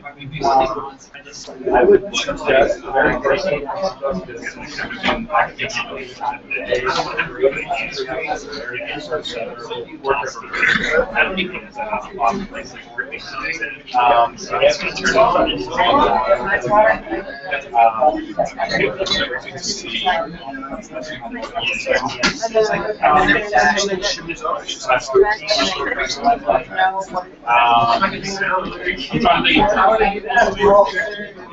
Or you just go in there Really great ages. Do you take them to the science center? Yeah, my daughter did summer camp there. It's awesome. I like it. My younger one likes it more than the older one. and then Yeah, that's sad. How old is she? 12. She should be too. I know they took her to really interesting field trips during summer camp, but the stuff they did in the center was mostly labs all day. She kind of got bored. She got bored with just labs for 6 hours of labs. So they could go and yeah, that's not good. They should have switched it. But the field trips were really cool. They took them to one week she did like a CSI kind of detective. It was awesome. So they took her to the Valencia Princess, and that would be great. In the Orange County, where they keep dead bodies, the morgue, not the morgue, the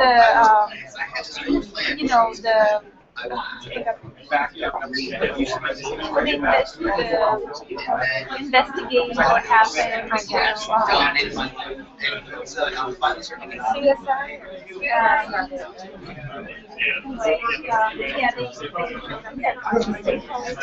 They were just talking about how they solve crimes.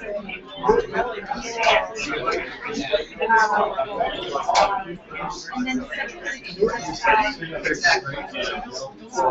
it's more about construct, like how road courses work. So they took them to Disney's Institute They told a ride. And then they went to Florida Institute of Technology and they showed them music. They're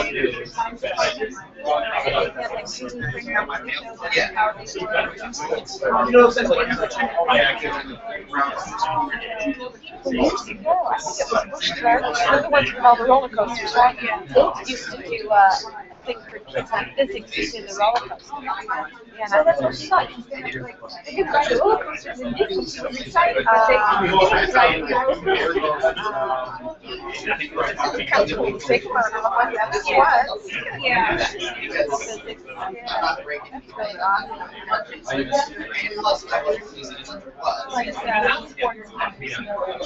Does she? Oh, yeah, maybe she's been so cute. No, she actually, she loves it. Very good. Summer for 6 hours. Yeah, yeah. The body movement is yeah, they should have known that better.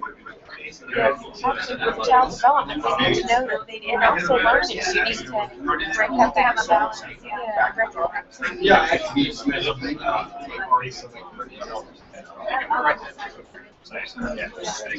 I do too. I took my children there as well. They're all grown now, but we had a lot of fun there. A lot of different things. I even enjoy learning myself there. I can learn right along with them. I think it got a lot better too when they moved.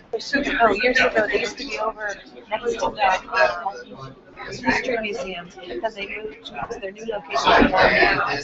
They've gotten a lot better. I got this. To clarify, I wanted.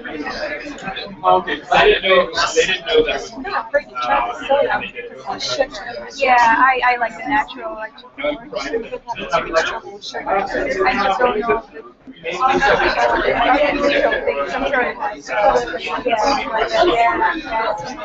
I use my Yes, They're almost doing exciting. Yes. I was a fan. And I just remember Oh, wow. Right now? What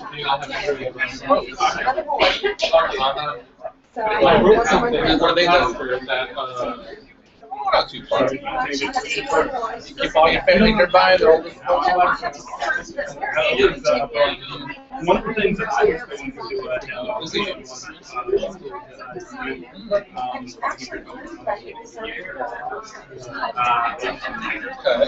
I tried that. Well, no, actually, that was on purpose. Because I didn't really want to do it. Blah, blah, blah, and then have to I didn't think that was going to be possible. Yeah, I used it for probably 6 months. Oh, well, Someone's going to be like that, right? Oh,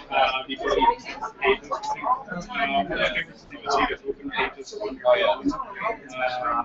Yeah,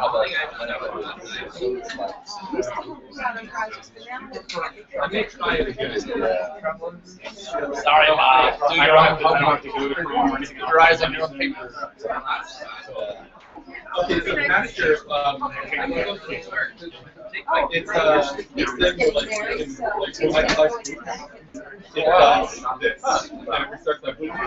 So you're pretty close to your niece then? When you restart your phone, yeah. So as soon as that phone turns on, it resets it. And another thing is like lots of bonus that you actually want you there. That's always good. It's always nice to be needed by me. You want it. You know what we all strive for, just to be smart. Yeah, because I turned off all the notifications. But if it gets, if it's connected to this, where you kind of figure this out here. Because, okay, it's espresso flavor. Then it says Swiss hazelnut. But in the picture, it will say but in the list of ingredients, there's no mention of beans at all. It says caffeine. It's a caffeine. So I can figure it out. It's a mystery. I'm so preoccupied with this soda right now. I'm thinking. And then when I I mean, the actual handshake, it tastes like it's got some like so if it is connected to the same system, then I think about it after the last box.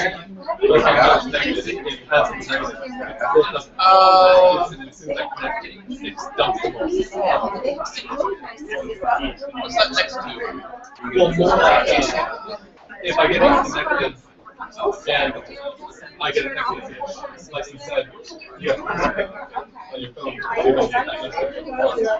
Well, I'll just get everything dumped on my I don't know. I don't know if it's yeah. I don't know if I would need that specifically because I already had it. Oh, okay, yes. But maybe, but I'm definitely. Like a butterbeer at university is really it's like it says it's really called it very compatible. Yes. Yeah.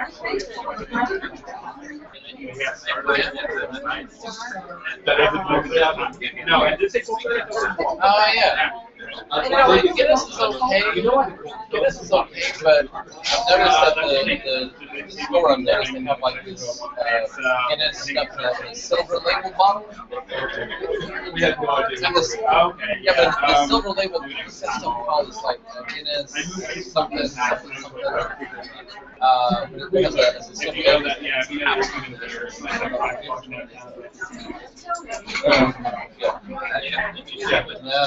I don't know. You can't. You shouldn't. You should make it. We're getting ready to open up our new location. So what I was researching once upon a time, we're going to have a separate website for that. A separate website. Here's what I wanted to talk about. A separate website for Green. And I was reading about how you could have multiple WordPress installations that could use a single database. Indeed, what I have done is already set up the database. Yeah. Yeah. Whatever it's called, I think I've already got it. So what I had done though was I did find out the reason why my some things weren't working. That was from the name spelling. So I taken care of that. So what I had done was instead of having like a separate hosting, I had just put up a few pages on the site. I just had a loose directory in the putting the GMH stuff. But I would like to have two separate WordPress installed. Yeah, we're getting ready to hire a bunch of new nutritionists. Second hosting. So I've been doing interviews the last couple of days.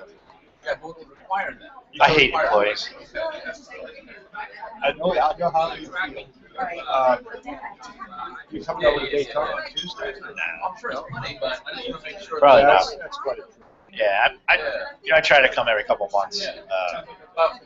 But when I'm looking through just directory structure, I see the pages for all the WordPress stuff. Rarely. Would there be two separate columns? Have you implemented anything you've gotten from him, and has it helped you? Oh yeah, that's how I got started. Okay. I built put together a website with his SEO guidance. Set it up with landing pages and so forth by his recommendations, structured recommendations. He and I watched the search ranks, traffic, and so forth. And it just worked like a charm. Nice. And that's basically the template I've used now for all the clients that I've Well, it's surprising that more people don't go to his meetup. Yeah. I think it's just, there must not be a lot of people in Daytona. One problem with this meetup is that it's very informal about how it does it. And if you get the right people there and the discussion starts off in the right direction, it can be very, very good. And I would like to give the users from our site already have login credentials to get into that shop. That's what I feel about most meetups like that too. log in, they That's, put a product, it already has their email address right in. I don't know, David always has, his structures are very well, you know what you're getting ahead of time. Exactly, because I want to make it easy. I don't want them to have to say, well, I got to sign up for this now. He always I mean, pulls they may not some even, really I mean, we can set it up such that they don't know who we are with leader match, or they could write code. I don't know how we're going to set that up yet, but I want to have that vision. But the thing with some is, if you have something you need to know with SEO-wise, they'll just, It's amazing how much time he puts in, it helps people. I know, I'm sure for him it's frustrating, as it is for me when I try to help people at our meetup group, and like you say the same thing over and over, and then they never do it. So it's nice that like you actually did some of this stuff as opposed to just spinning wheels. well, it's like we had this couple that had meetups that they'd have a meeting in business. You don't tell them you need to do this and this and this and this, and you come back. Usually they never get around to doing it. And people don't understand with websites that it's chipping away. It's a building process. I look at it, not to build a website, I look at that as a beginning. A lot of people think What I mean is, we've already taken a step down this path, and if I take the next step, we're pretty much This new site, it's been just such a which eliminates our options. nightmare for all the employees. Nothing's Different problems. Just trying to, Yep, that's what we want. We're trying to learn about it. Always doing I mean, it's already a big a business. lot of those out-of-the-box It already is solutions don't get work. really big, so it's just a matter of A lot of the things that we taking what's there and trying to and then take it up to the next level. even at the shops themselves, we're doing our purchases. We did- I have 50 employees with my security company. Wow. Added all this extra 24 hour operation. I have employees working all the time. Not doing anything. I mean, one of the things I like about what I'm doing now is, I think it's hilarious. You hear those commercials for the one of the alarm companies. It's like 40-second response time guaranteed. For somebody to like, not for the police, but for them to respond to your alarm clock. It doesn't seem like a good response time. I think they try to make people think it's like a police response. It's really like 40 seconds doesn't sound like very fast. promise is like Yeah. That seems like the biggest racket in the world. unfortunately, because of the practices of some of the companies. A lot of the companies are very respectable and professional and so forth, But even set the $30 mark, a month or whatever, $20, just seems like that has to be cash Doing now. well, how are you? They're just breaking it on it. one thing that's always bothered me is this concept of offering a free service. You always end up, it's $1,000. Basically, it's money. So, that's deceptive. And then they use a lot of deceptive practices too. A company will go in and you'll already have, say, ADT or some other system. They'll convince you that they either are coming on behalf of that company or they'll take over your contract, right? Get you signed a new contract. And it's all kinds of deceptive, really bad, to the point now where ADT is offering $25,000 reward for information about deceptive market. Thank you. That's funny. You pay some dude to go and do some deceptive practices and get your reward, have him spend 3 months in jail, give him half. Yeah, there you go. Hey, that's a great idea.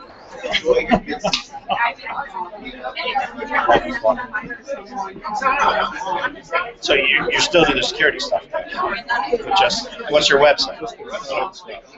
Well, what I'm is doing websites for security. So, see what I'll do is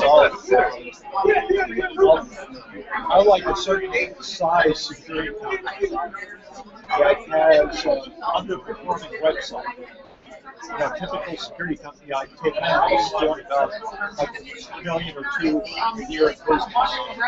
Their website is not performing, getting no leads. And I go in and review the website, landing pages, good marketing, and all that. And then I charge a monthly fee. And the monthly fee is whatever it takes. I do the social media, SEO, content.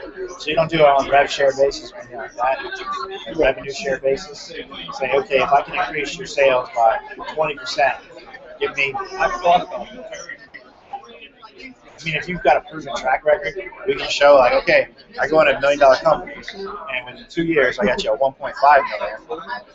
Right? I want a rev share of whatever the increase I get you, 20% of that increase. Here's my track record. That's a great idea. One of the problems I have with that now is I'm not tracking phone calls. All I'm tracking is forms. And I'm relying on, the receptionist asking the right questions. I have a guy. Say it, you need a business.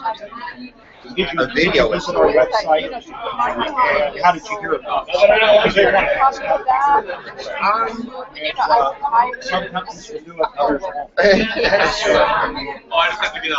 So what kind of boost do you think you're getting? Oh, huge. Like percentage-wise? Well, for example, the first company I started doing they literally paid for my services first month after I finished the website. They paid for a year of my services out of one sale. And I don't know a percentage if I increase their business, but right now, for example, 80% of their calls I'd say probably 80 or 90% of the leads off the website are calls versus About actually getting out there just trying. they just, I'm a bargain as far as they're concerned. Problem is, once you've done all this work, then they don't need you anymore. No, I'm making myself useful. See, I find new verticals to work with. I'll do content marketing focused on a certain keyword. For example, the first company I'm working with has moved into the Gainesville market. Picked up that pages for Gainesville. We're ready to do St. Augustine now. And of course, I do social media. Just always something new. Now I'm doing a complete website, new site with that original image. And, bringing the load speed way down, adding new features, bringing it up to the latest technology, HTML5 and so forth. New camera, conditional logic, forms, gravity, and so there's always something. And then I go in for them now. The company that's local in the area, I'll actually go. I have a couple of companies local, and I'll actually go in and do photography and video and so forth for them. But companies outside of my area. I thought it was interesting what you said about the live stream. You got a green screen, a recording studio. What about what do you say, a forklift simulator? A plane, a car, and a forklift. That'd be fun. Now, you said a plane? Yeah. I'm a pilot. I could get practice. But who knows if it's, when he says simulator, it could just be a computer with a joystick. Yeah. Not necessarily a... It FAA certified. I'm glad to hear you seem to be doing well. That's great. Yeah. Doing good. I got, some businesses go down, some go up, so it's like trying to keep the boat moving up. Well, I think I have some flaws in my business model. I have to address that because right now I just feel I am so stressed because That's a one-man show, and I'm doing all this stuff, and I'm building out a couple of new websites, and I've got deadlines on certain things, and I'm working too much. It's hard to find good employees, I'll tell you that. It really is. Hard to find people you can trust. Like, when we bought this company, this girl that was working for us, she was making about $100,000 a year. And she swore, okay, hey, yeah, the blogger. Said, okay, we're going to buy this company. Are you on board to stick around? Blah, blah, blah. Yeah. All right. 2 months after we buy it, she gets a big bonus check for like 20 grand. A month later, she's gone. Oh, I want to start my own thing. Not only that, I shouldn't be saying this on camera.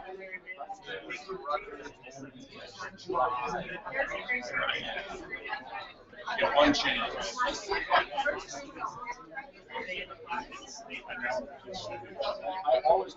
And that doesn't make any sense either, because she was really making nice money working with you. She just killed the golden goose. So now we're going to hire 4 people, paying less, working part-time. I feel like we probably get more benefits. So Eventually, you don't have to worry about one person dropping the ball and shutting everything down. So we had our interview. I think we got narrowed down to 4 people. So now it's just trying to make sure the numbers work. How many people do you have? How many people are usually staffed?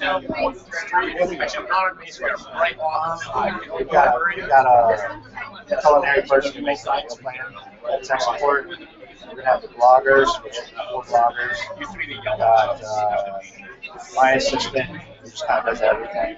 Me, and programmer. Everybody's outsourced. So one person doesn't work in. My assistant works out of my house with me. Programmers bloggers are just various places around the world. Now, these people that you found for, like, programs and so forth, if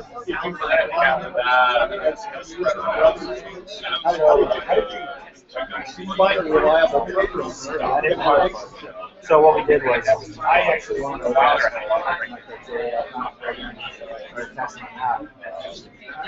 testing my project. And then I had a client say, hey, just stop using this guy. It's a little more expensive. The firm was now $15 an hour. You guys, very far. So that it's reliable.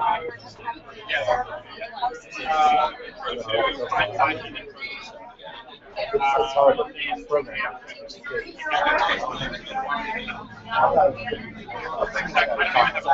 Oh yeah, well, plug it for them, and then I go and release it. Release it.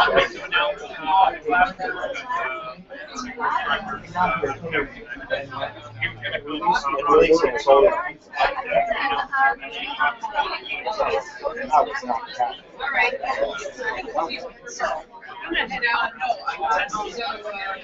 think that's, I don't know how it's set up, how the contract went. I don't know. Well, it depends on, the relationship. What are you supposed to do? In other words, maybe the client doesn't know that there's some plugin that it has to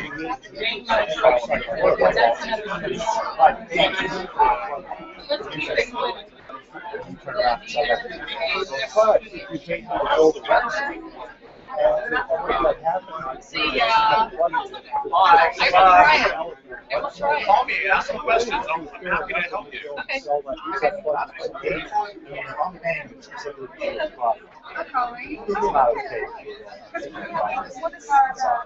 our Because then you're just creating competition. If I have you make a recipe, the recipe one,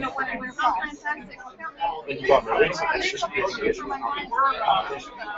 Okay, so it depends on your contract, what's discussed. I don't know. I've got, what I've done now to make myself more efficient. Building a website.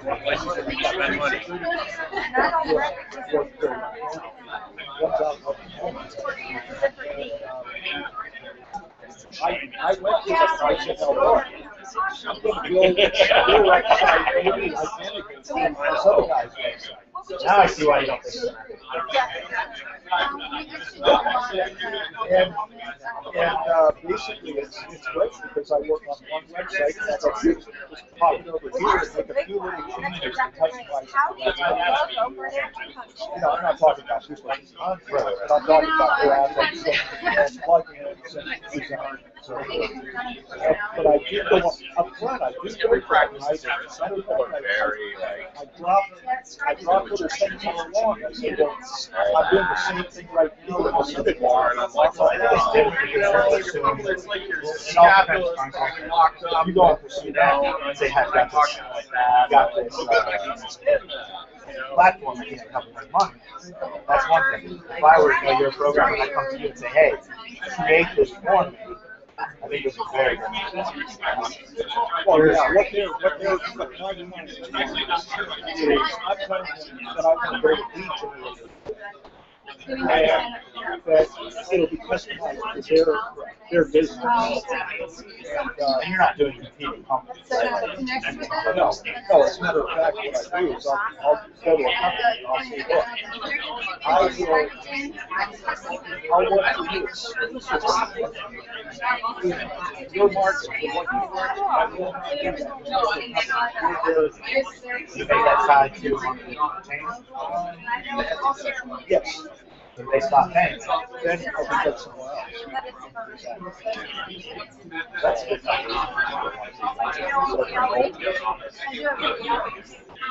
The only thing is like, And then now something else I'm doing. I was going to let's set you up to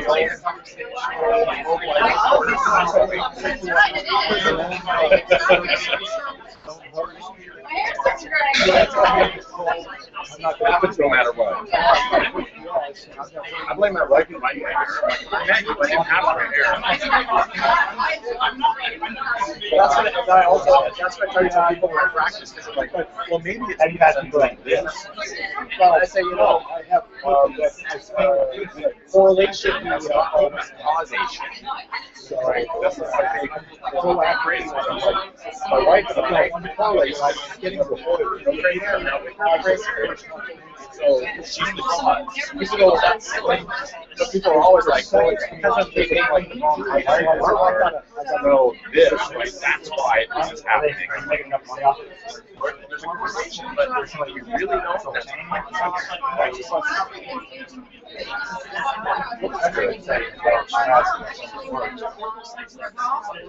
It's have you read the 4-Hour Work Week? No. Really read it. Heard of it? Yes, I have. So I don't read much. I think I use it. Chinese medicine also do with blood. So I know what is strong enough. I don't also read books. I read it. I still not. That's too fascinating.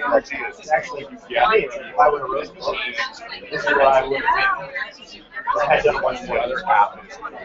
It's like great about efficiency. One of the things they talk about is how you got 80-20 on a lot of things, right? So it's like 20% of your customers cause 80% of your headache. So why not get rid of those customers that cause a headache? He's like, are you giving up to make 80%? Firing people No, it's funny because that also people all the time like, let's get an MRI or something. I'm like, yes. But I don't feel like that. I can go back to enough. I'm gonna take this and what else happening at the cellular. Yeah. Well, in this particular case, I happen to know that. The funny thing is when they come, they're like, well, I work with you. I was like, come on with that or whatever. I'm like, nope, just follow my stats. I'm good. Like, nothing wrong. So now we got past that. So I'm hoping, I don't carry them, so I don't have a pharmacy and stuff. For 2 reasons. I like to do constantly. well, I haven't seen it out. It's time.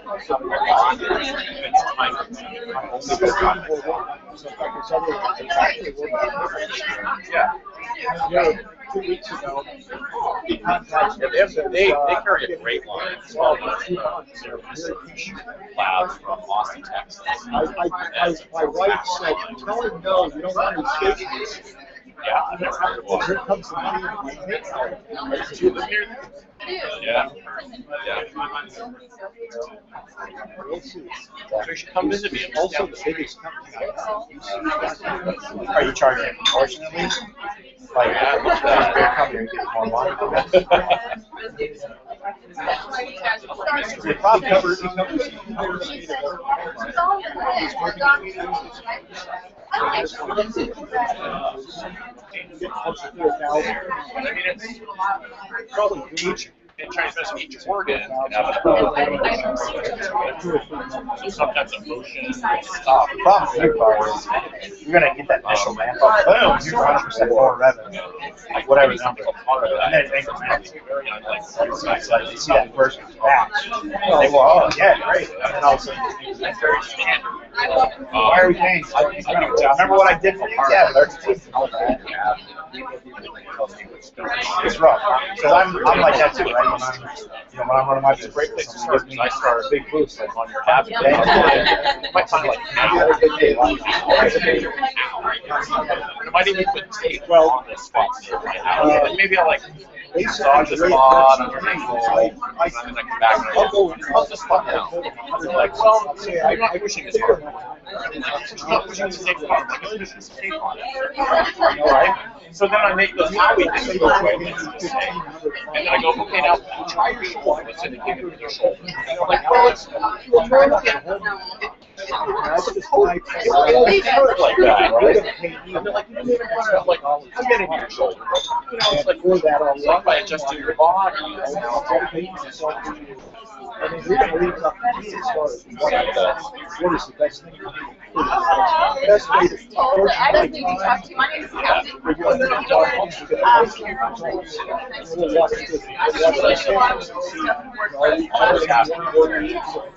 have a website. Basically, I it's like people like, as long as I produce the and I love it because I can trying to figure out how to sell stuff. That's why I'm a little bit like, I've got clients, I literally just get the check. I know there's money in it. I did this and this, you know. Just like why I don't do it, like I want to spend Yeah, the idea is, you know, we basically manage our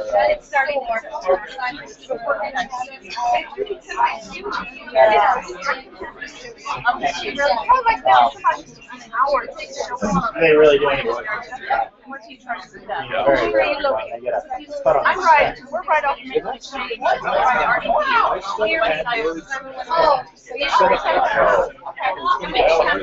I call that it's fantastic. That's why Spike comes out. I don't. Well, I understand that that's why I set it. Let's say that you're like a starter. They will throw it down like you would do, and then they vacuum pack it, and they ship it. And then all you have to do is like pour your powder, warm it up, and drink it. So you don't have to like, so you know exactly what you're doing. So that every 2 weeks, the other option rolling out new and getting rid of the underperformers and Yes, you want to do conversion rate optimization. There's also conversion rate optimization within the actual it's kind of like, so like different words in the ad, call to action. that's what I prescribe to You want to audience. have 3 over here, 3 over here. And you also got to figure out like what keywords work for you, what keywords don't work for you. Like there's a lot of different things to do. Question around that. Actually inside of that, like it could be a lot to manage. It's kind of the difference. I would assume that shape our farm system is probably super competitive. I'm surprised that Joe wants to market do internet marketing stuff. It's 2016. Stuff is around. It's hard to figure something out. I've got companies, like I've got a company right now that well, there isn't any more. I think it's a question of probably about a $6 million a year business. They've been around for 45 years. They have a website for they're in a bunch of different geographical markets. But you just got to serve more yesterday, so I think it's kind of surfing today. Last week was surfing. Crazy stats. Their website is I mean, I run. We went to Daytona Shores. Yeah, these are the terms I wouldn't accept that they're And we were like, well, all right. We've been going out here for I said, well, I recommend a budget of $2,900 spend more time to do what I do. But I can work with a range of 21 to 20. and we don't let her do, she's got an iPad, she doesn't get to watch video. She's very, Not the movie stats, I like to. I like to be just always like when we go on a road, like we went on a road trip, we went on a 16-day road trip. Drove out to New York. We don't have like a video company to watch. You know, 6 months, I could have already told for like 3 years in sales. Now it's like, she likes this, we get it. Maybe you need to tell them, listen. Instead of you paying this money up front, $1,000 upfront payment, and then if I get you a 20% boost, Well, see what I do that maybe is a mistake is I have a contract that basically calls for 1 year. I start out with a upfront, that's positive, basically it's down. You can get him to work for you. And then the monthly makes stuff.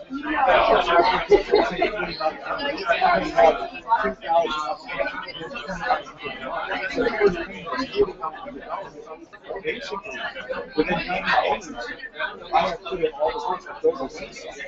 Start building out meaning to what I told myself, I said, I got to take up to 90 days, I start building out all this. Before your basic website. Then I start building my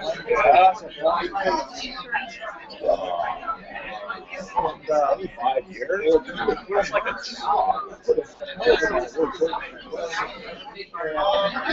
I'm basically wagering that they're going to take me for a year. And I'm not really making my $100 a year because a lot of it is work on. I think we need to outsource some stuff. Because it sounds like everything is kind of a system. Like, okay, I do this and I do that. Pay somebody $10 an hour. Well, water is Such a big company. Like, You know, I see a lot of so many different jobs. I wish I had it. I always wished I had a brother. I didn't brought up along the way. All my friends in college, they're all engineers. They're all going to go work in NASA. I started making all this money in college. Why don't they have like a little sidewalk college? I'm over here. Dude, I got my downtown Disney engineering thing up here. None of them do. Right. Soon we'll have a new downtown. And they're all doing well. It's kind of we're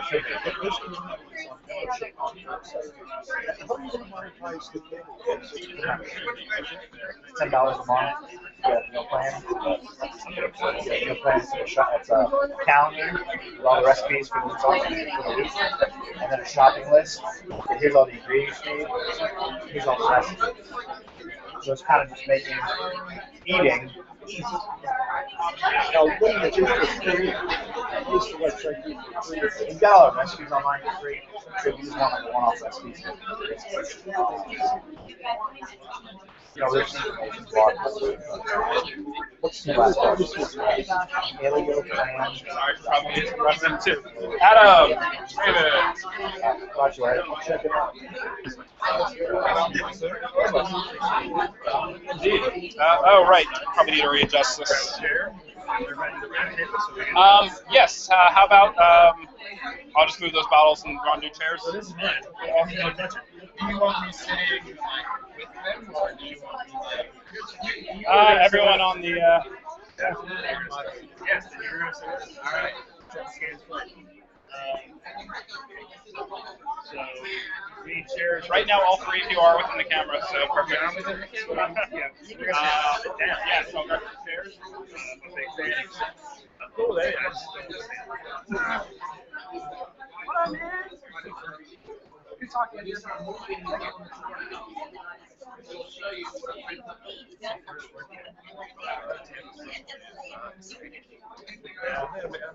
It'll be a good time.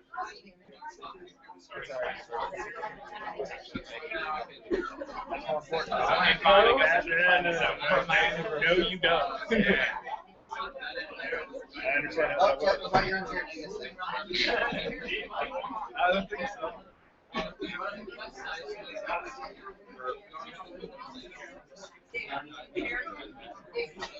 Whatever works. Never like been actually Okay, the talk I gave a few months ago is the first time I've ever done it. I would never have noticed. In present like this, yeah. I thought yeah, exactly. All I want to do is make sure this is set up.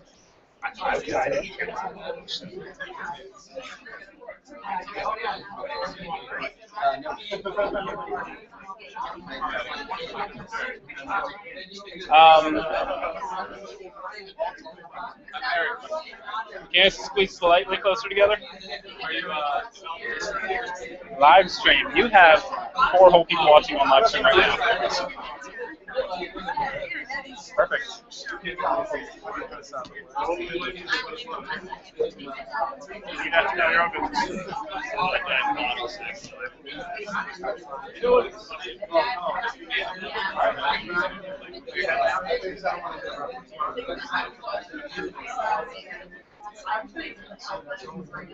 All right, if everyone could take their seats, we are ready for the Q&A. Awesome. Oh, also, now we have 1,000 members in the group again. So,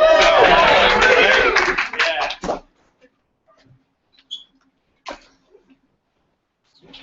You ready? You're the one. All right. So the fun part begins. We get to ask some questions about WordPress plugin development. We do have a few prepared, and we'll go through a couple of those, and then accept 1 or 2 from the audience. Each speaker, ideally, let's limit our responses to between 1 and 2 minutes, if we can fit it in there. And we're going to start with plugin development, and that's where we kind of left off with our talk. So to our panel, let's start with what are the best resources you found in learning plugin development? I'll go ahead and say, really, it's David already mentioned it earlier. Tom's boilerplate for me has been the biggest help as far as knowing how to make sure things are structured and making sure I don't miss out on anything that's really important. Outside of that, I've found on like WP2s, just how to get a really basic plugin up and running. That's how I got my first one done. But now that I've really started to look into just how much I'm going to do with it, I want to make sure that an article I published on my site about making sure it's one thing to just get it done.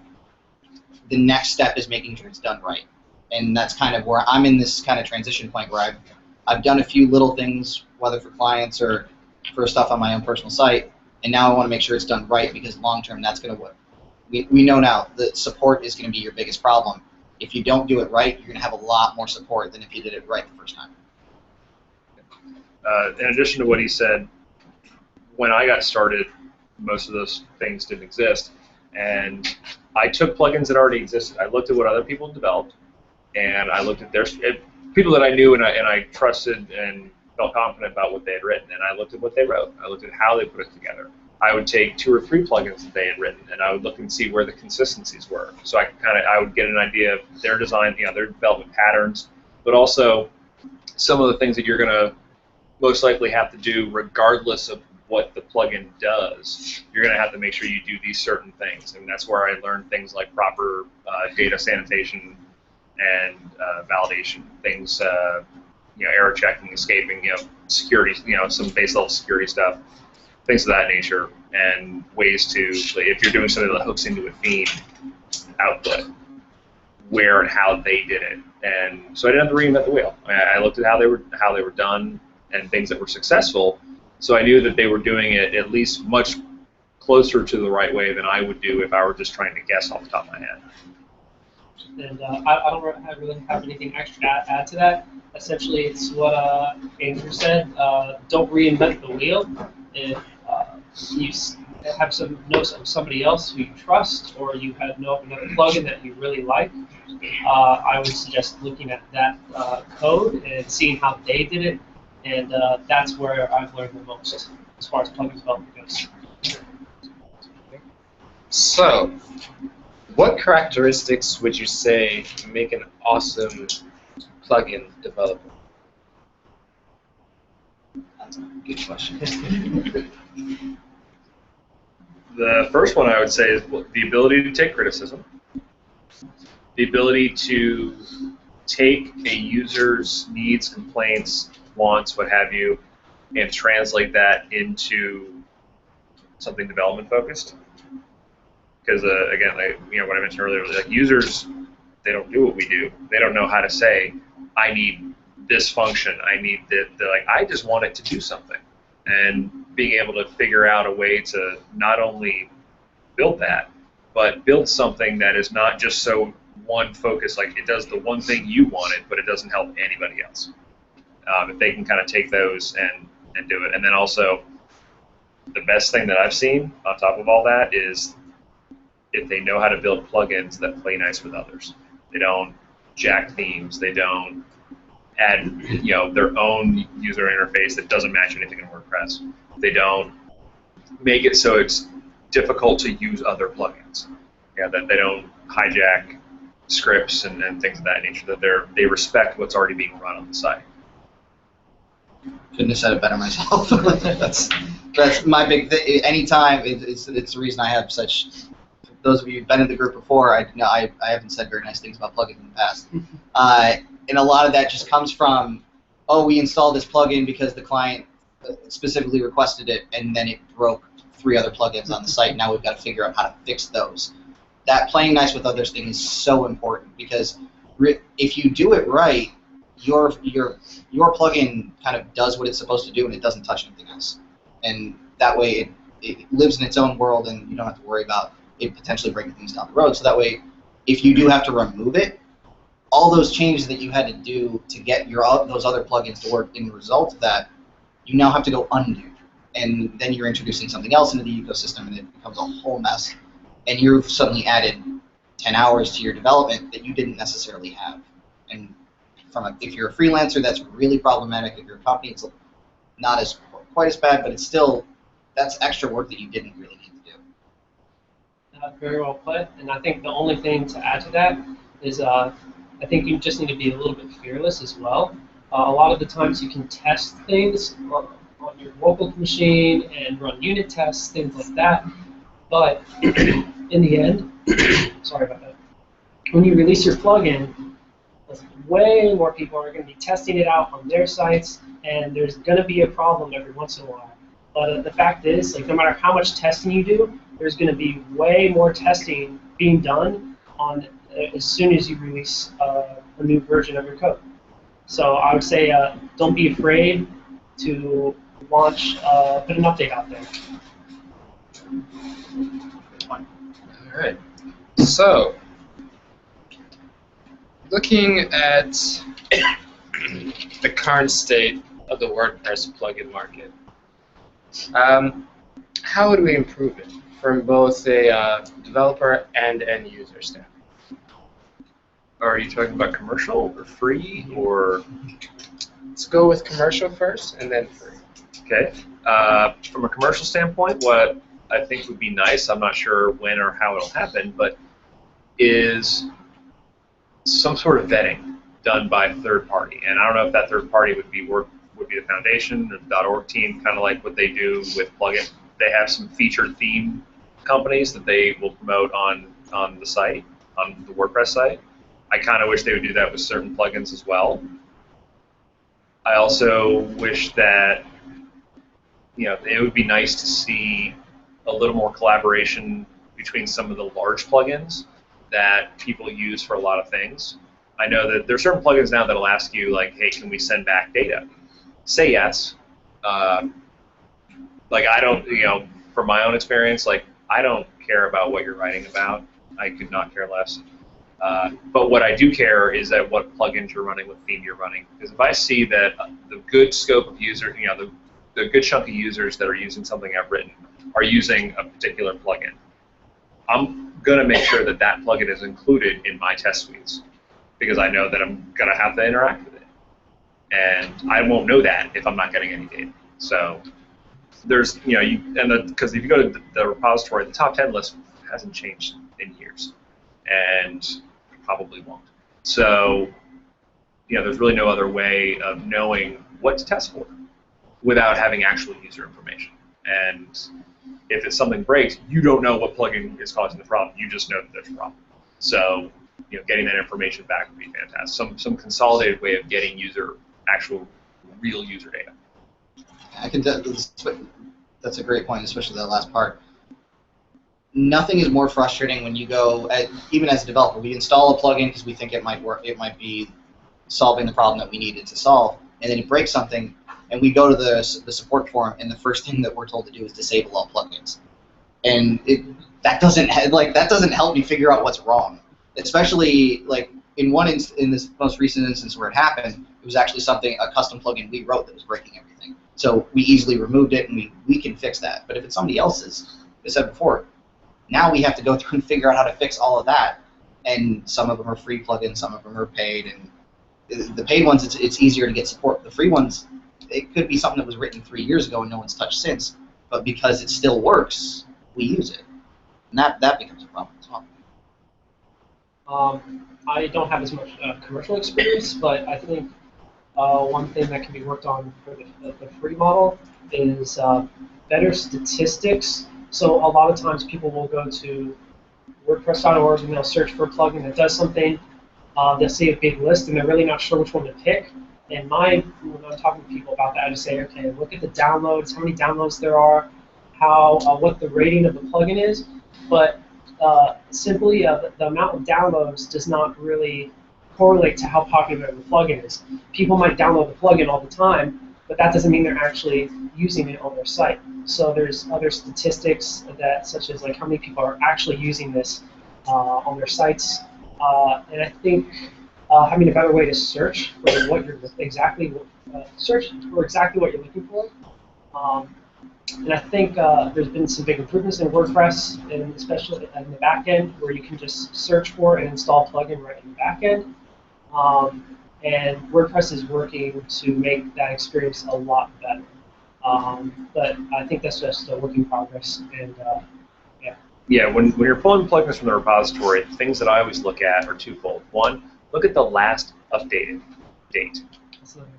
That's going to show you a lot more of how current it is, as opposed to, because the download count is misleading. That also includes updates. So the longer a plugin exists, the higher the number is going to get when you push an update. They have actually found this doesn't happen very often, but they have actually caught a handful of people here and there that were pushing out updates that didn't really update anything, but it forced a download, which increased the download count, which made them look more popular. Again, these were I want to say 2 or 3 that they found doing this, and they weren't that popular, and that's why they were trying to, and they kicked them out. They got rid of the plugin. But look at the last updated. The ratings, those are harder because it used to be someone could just start and go along their way. Now you actually have to leave a review if you leave a star, which I think A is good because you don't get people just trying to drive by and click stuff, but you get people that would leave an honest rating, but they don't have the time to actually type out a rating, or they don't want to have the time to type out a rating, so they don't. And then look at the support. See how often things are being responded to. See how many open tickets there are, and you'll get a better idea as to how well it's being supported, how many other plugins those people have, things like, kind of take a step back from that actual plugin and look and see who's involved with it. Is there one contributor? Are there 4? Is it someone who has 20? Is it there only one? And you can kind of go from there. So, why are there so many abandoned plugins? Support. Yeah. I mean, I can think of, I've had 2 or 3. Third plugin I ever built was for Google Maps. Used to have these things called tours. I don't even know if they don't have them anymore. But it was a friend of mine who's a teacher out in California. He lived near Google, and he was brought in from a group of teachers, and they would make tours, and they would use them in their classroom. And there was no way to embed it on the site. So I figured out, and I kind of dug through Google's undocumented API for this thing. It was a nightmare, and built a plugin for it. And I pushed out 1 or 2 small patches for it, but then Google stopped offering these tours. So I have abandoned that plugin, yet people still download it occasionally. I don't know why. I finally had them, I asked them to just take it out of the repository. I'm like, there's no need, this shouldn't exist anymore. There are plugins out there that have been replaced by core functions, so the people who made the plugins stop supporting them because the need for the plugin doesn't exist. Beyond that, then sometimes it's a matter of, I don't have the time to support this anymore. I mean, I will be the first to admit that some of the ones that I have in the repository, like on my list of things to do and support, like they're towards the end just because of how much time I do or don't have. I have to make sure that I'm handling things for my clients, then I'm handling things for my customers, then I'm handling things for my family, then I'm handling things for random people who are taking things that I've given away for free. Like, they're lowest on the list, and it's not a slight on anything other than time is finite. I only have so much of it, and there's only so much that I can do. I know that's one of it's something I wasn't aware of for a long time, but now I've seen it being promoted a little bit more. Is the idea of putting plugins up for adoption, and now that that's becoming kind of more to the forefront, I think we'll see the ones that don't get picked up will start to go away, but the ones that are, like, hey, I don't have time to support this, but if somebody else does and wants to take it and run with it, that's awesome, because then that product can continue to live on and still get updates and actually be useful to people. But if it's not useful and nobody wants it, then we should probably just get rid of it. And I think, other than support, I think one of the other really big reasons why plugins will get abandoned is that they're simply adding too many features to it. So if you keep on adding more and more features to it, it gets harder to maintain, and at a certain point, you just say it's not worth it. Especially if it's a free plugin, you're not actually making money from it. You might have little links in there, and I've seen things where I had a nice plugin, and they end up just like, they don't care about it as much, and then all of a sudden you see a bunch of links pop up in the back end. So just, I think keeping your plugins really simple is very important. One thing is that the search in the repository, unless you are going to an actual URL, it will not show you plugins that have not been updated in 2 years or more. It will filter those ones out automatically. If you click on a link and it has not been updated, it will show you in yellow, warning, this hasn't been updated. Now, there's occasionally, it's because there's no need to. It does something so basic and simple that there is no need for an update because it does one little thing, and it's, but even then, a lot of times developers will just keep like the README updated, just enough. Doesn't prompt downloads, but it's just enough to keep the update, so people don't think that it's, way out there. So in terms of current WordPress plugins, what are some that have been the most innovative in accomplishing their tasks or defining a new target market?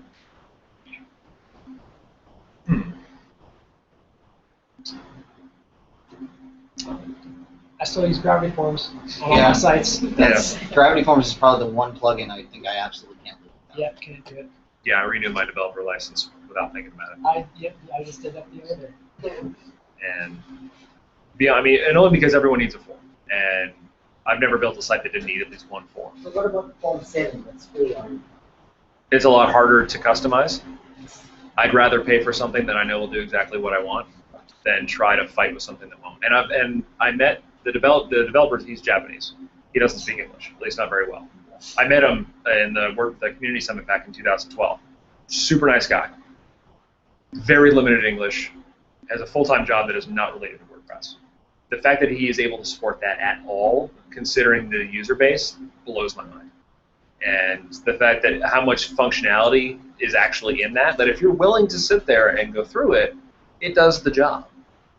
Jetpack has a form thing now where if all you want is a basic form and you're probably using Jetpack anyway, use the contact form to fill in Jetpack and you're done. But a lot of times when I'm building forms, they're way more complicated than just a basic contact form. Beyond that, I love EDD. I love the model that he's built, that Pippen's built around it in terms of serving digital products. I like the way that he separated out the core, which is free, and does a lot of what most people would need it for. And then things like payment gateways, which are always tricky because there's so many of them, and they all want to do things their own little way. Instead of trying to jam 10 different payment gateways in there, there's a small add-on. Yeah, you're going to pay $30, $40 or whatever it is for it.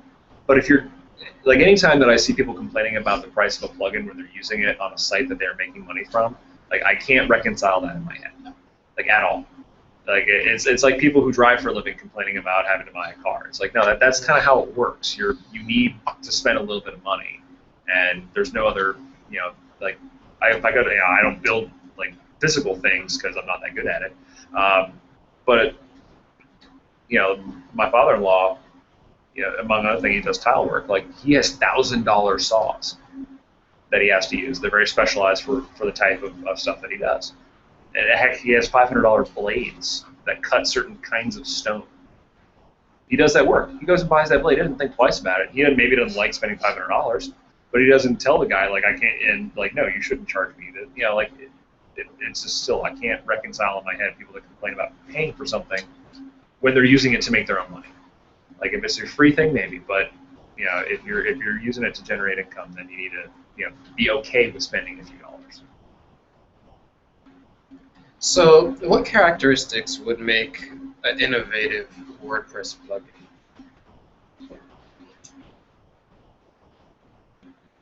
It's really dependent on what it's trying to solve. For example, there's a plugin out now called Velocity Page.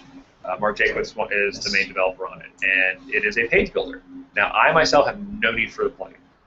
I don't do things like that. I don't build a lot of sites like that where I need the ability to make, add pieces to pages. However, it does it in a really innovative way. Use a lot of JavaScript backbone stuff, so you can go on your site in your theme, add pieces, and see this is exactly what it's going to look like. It's not you're not guessing what it's going to look like. This is what you're doing is literally what you see is what you get.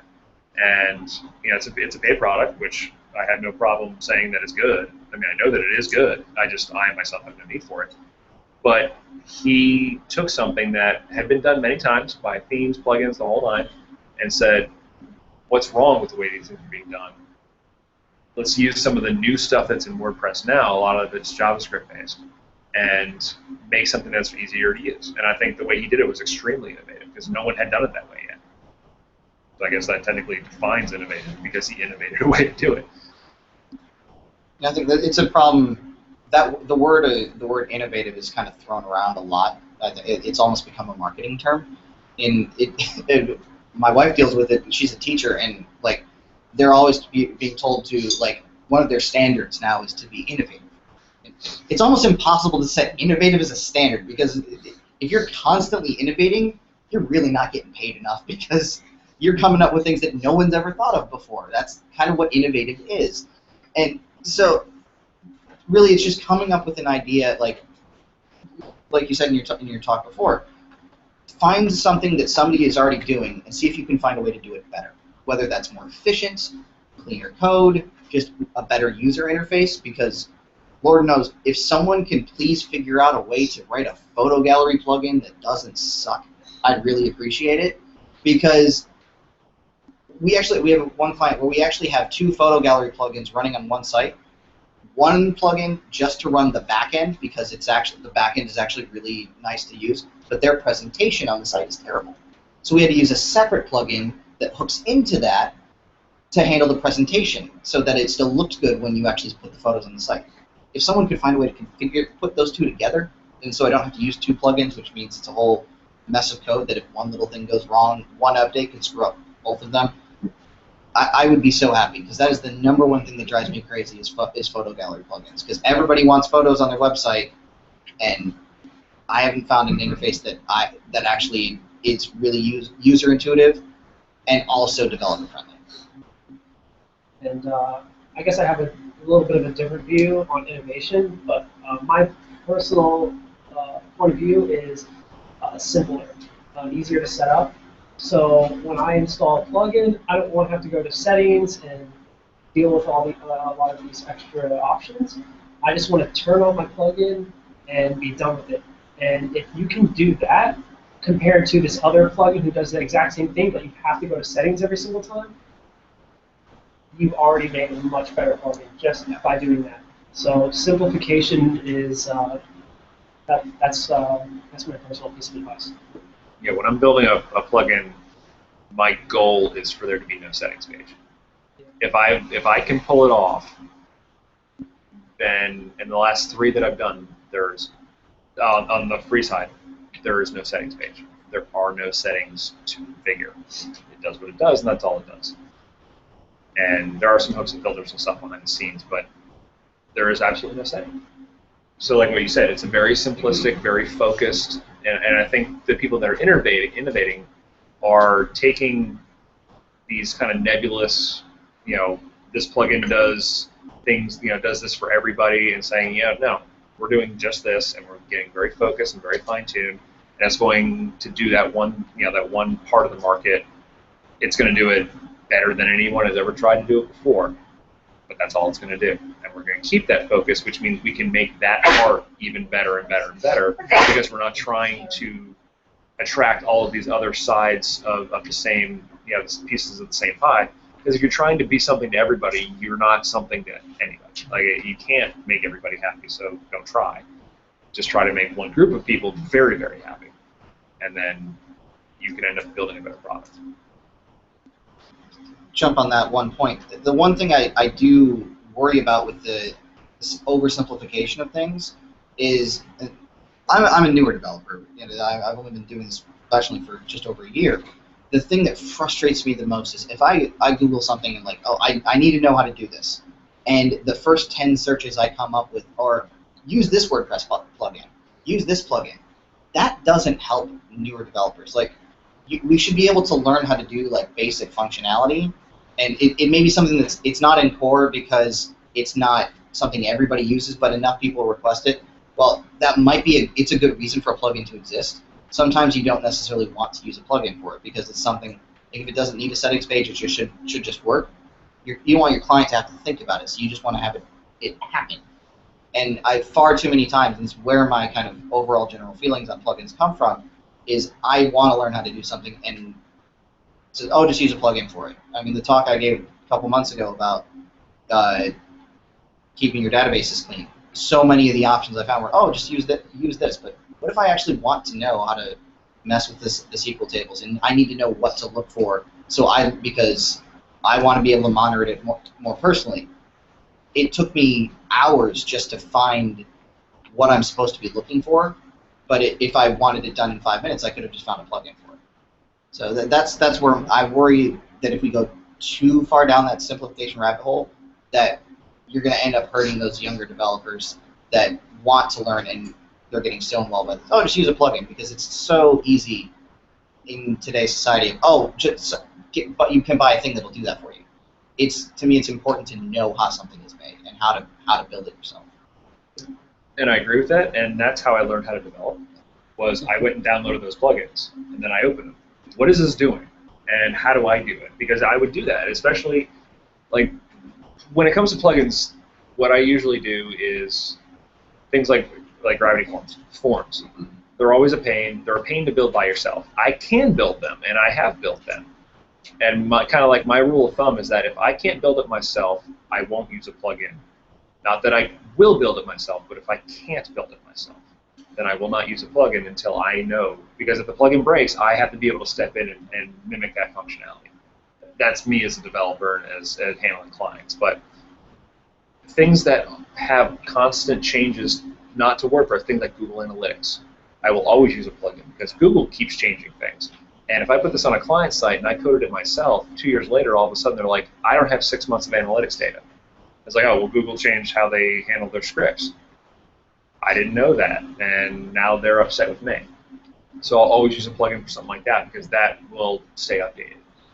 Certain social sharing things. As much as I hate putting social buttons on sites, I really don't like putting them on sites, and there's a lot of studies that say they actually don't help engagement much, and they can even hurt it because people see low count numbers and they think that it's not worth sharing because they don't see people sharing it already. And they slow down your site by an average of 3 to 7 seconds. But I will a lot of times use plugins for that because the networks change how their sharing works. And they change the JavaScript. They change, so if you're embedding this stuff yourself, if they change how it works, then again, your stuff doesn't work anymore. And then you get a frantic email from the client saying, my site's broken. It's not Twitter changed how their API works. It's my site's broken. And then you have to stop what you're doing and figure out why. So, and even when you tell the client, I'm sorry, Twitter changed their API, they don't care. Not their problem. So, now we're opening up the floor for questions from the audience. We'll start. All right. I don't think it was mentioned before, but how do you guys address security issues with free plugins? Specifically the ones that could be out there that have vulnerability and are addressed in a timely manner that could be widely used. There's been a bunch in the past year that are widely used plugins that have security flaws. And by the time it actually gets out to the masses of users that are using it, they've all either been affected or had issues. How do you guys address that? So these are not plugins that I have written. Like I'm saying, like me answering the question, like it's not like I find problem with my code, it's somebody else's. Yeah.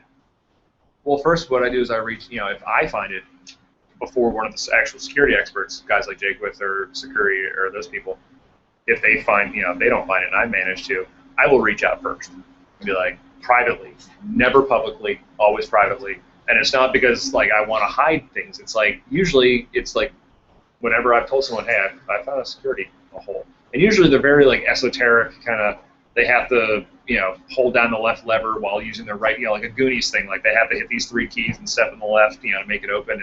They're usually not huge gaping holes, usually, but they they immediately fix it. Like one time it was 45 minutes after I reported it, there was an update. And it was a very, very minor thing. Most people now that are building things, and that's why I usually look for people that, if I'm using a plugin, I look for people who have experience writing plugins before I use it. They know how to use proper sanitation and validation. They know how to set up their scripts properly. They know that you don't just take field inputs without checking them first and validating them first. And you use things like security analysis, there's a number used once. All this stuff's built in WordPress core. You don't have to reinvent the wheel. There are functions for there's functions for creating security keys, and then that will turn right around and check the security keys. It's already there. It's been there since 2.5. So beyond that, WP Touch was a big one that had a huge hole. And my whole thing with that is, like, I would never use that plugin. Not before the problem. It's like it completely makes a weird mobile site that only works half the time. And it worked fine for when people only had blogs and when there was no other mobile option and responsive web design wasn't really there yet. Now there's no need to use something like that. You should have a responsive site. But beyond that, it's you find the person who has the problem. If they're not responsive to fixing it, reach out to the actual security team at WordPress, settings security at WordPress.org, and tell them.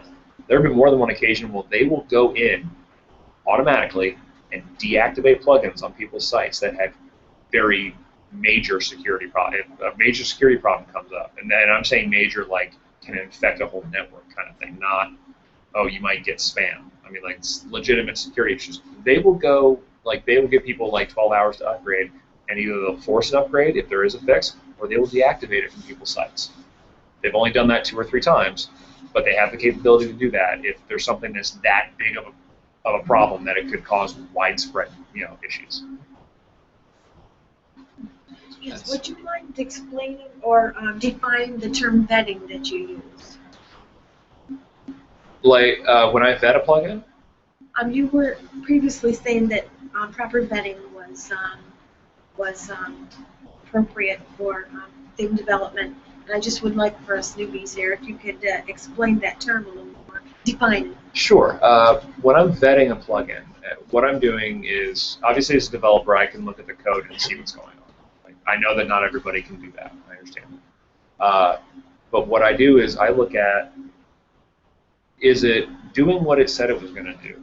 Is it only doing what it said it was going to do? One of the things I look for in a plugin, especially ones that add anything to the front end, is, are they loading their CSS and JavaScript files on every single page? When the plugin doesn't function on every single page? Is it creating, is it hijacking parts of the theme when it shouldn't be?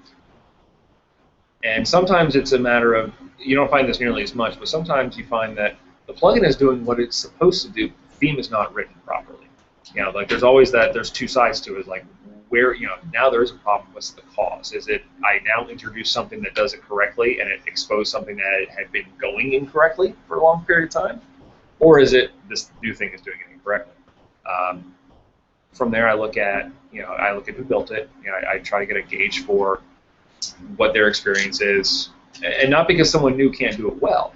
Like I'm not trying to say that new people can't do things, but I look at, are these, because there are people who release plugins simply to try to make money. Free plugins that have affiliate links, and that's their only purpose. And I will never touch any of those ever. If it adds a link to the front end of my site, I'm not touching it. I don't care if they let me turn it off. Like, I'm not going to use it. My site's not for their advertising. And beyond that, I look for, on the back end, kind of the same idea. Are they loading their CSS and JavaScript site-wide? There's no need for that. You only load it where you use it. A competent, it doesn't have to be experienced, but a competent developer knows those sort of best practices. Like, you load your assets where you need them. You don't touch settings that have nothing to do with your plugin. Unless you need very, very particular structure, serialize your settings. Don't make 40, like, God forbid you have 50 settings anyway. But let's just say that for some reason or another that's actually relevant. Don't store 50 individual items in a database. Store it one, serialize it. Not hard to do.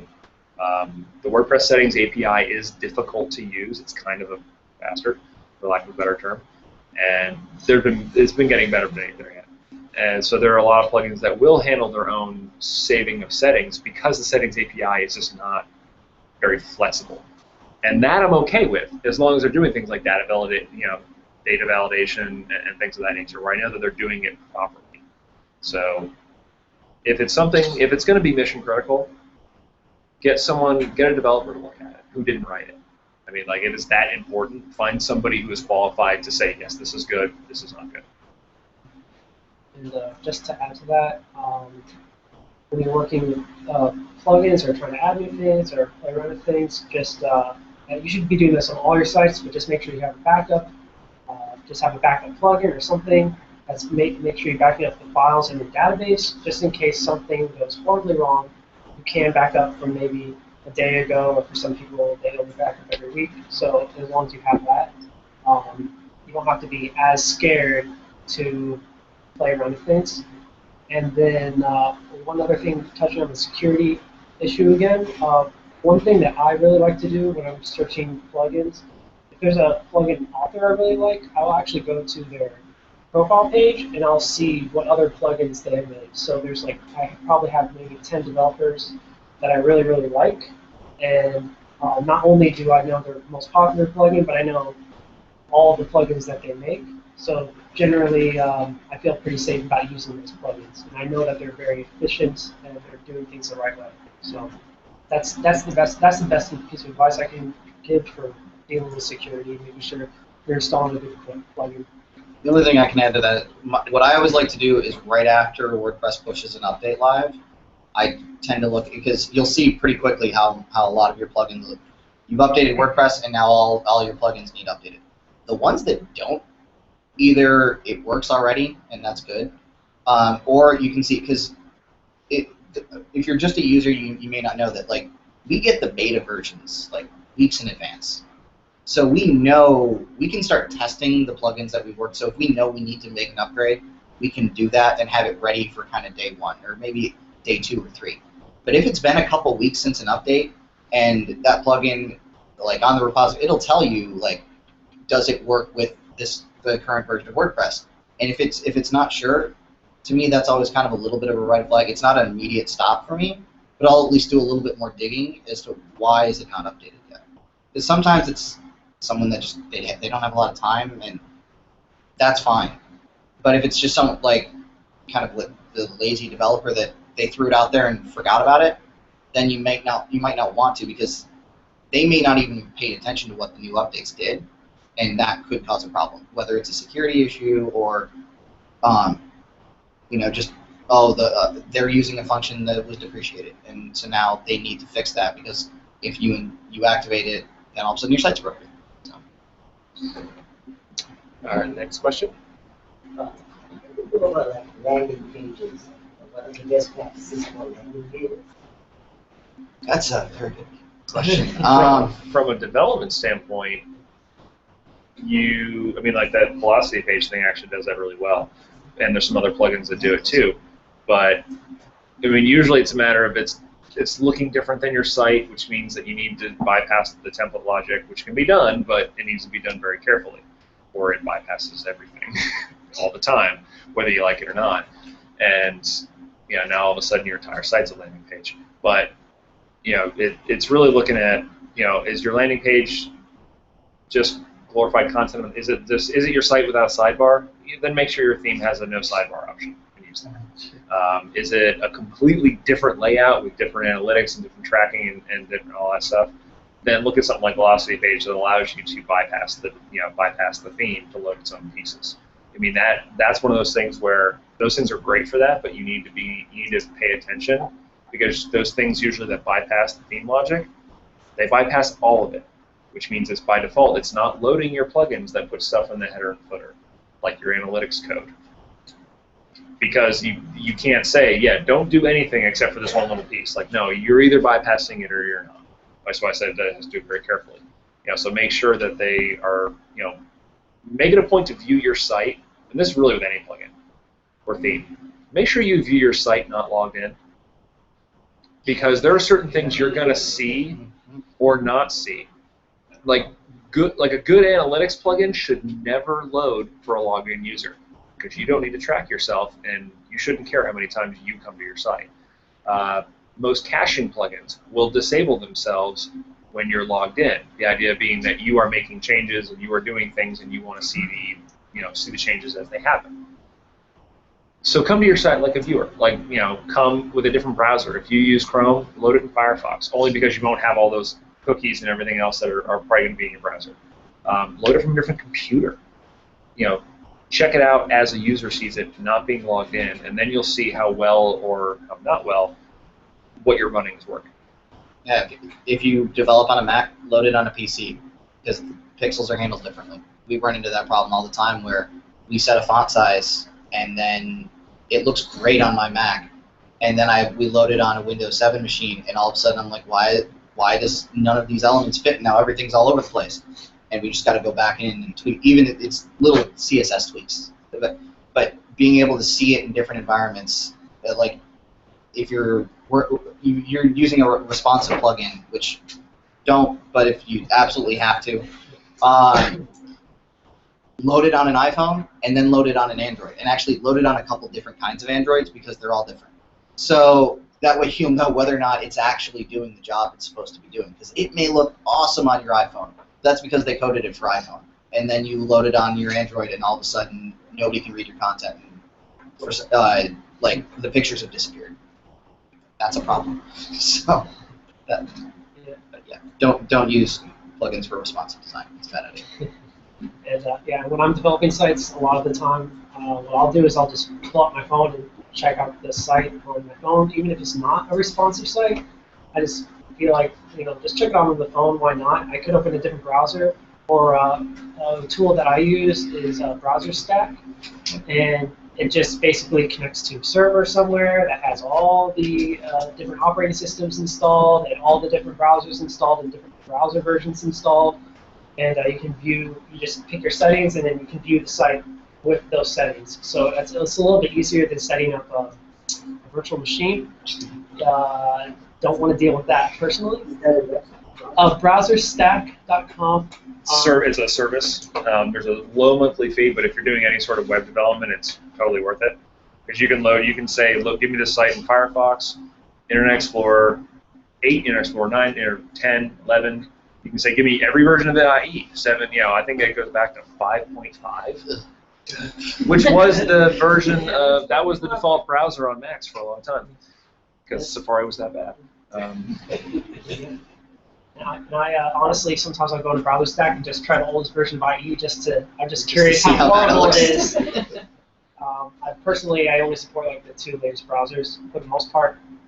Usually beyond that, it's a little bit extra. Sometimes I go a little further back for IE, but IE 6 and 7, not so much anymore. Yeah, 8 is about as far as I go. Even that's going away now. Yeah, with that I make sure that they get their display, but they're probably functionality they're not going to get because IE doesn't support it.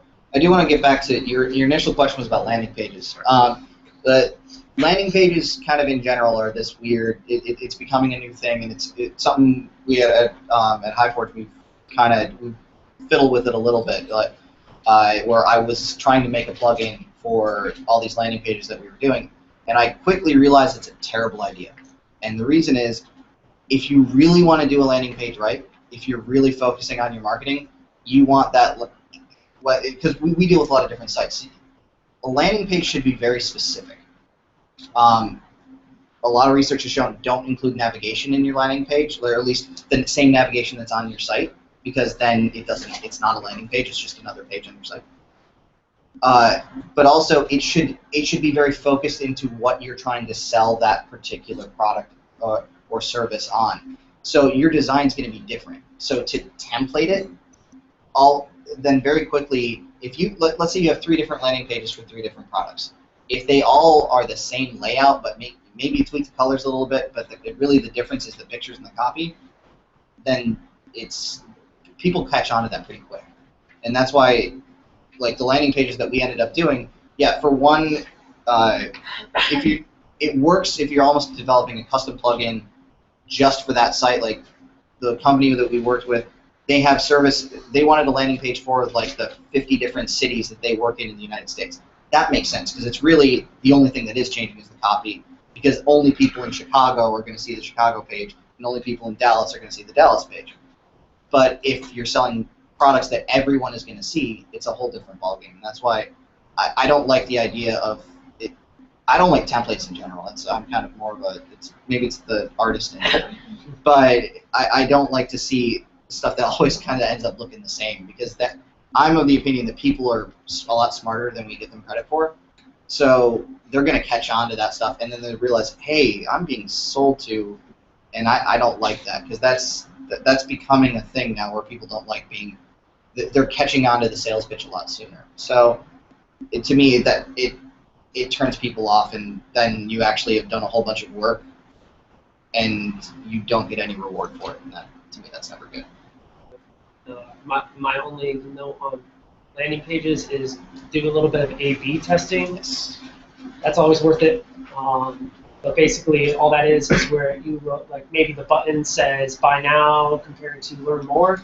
So you just swap out that piece specifically and see what the conversion rate is. Compare the conversion rates.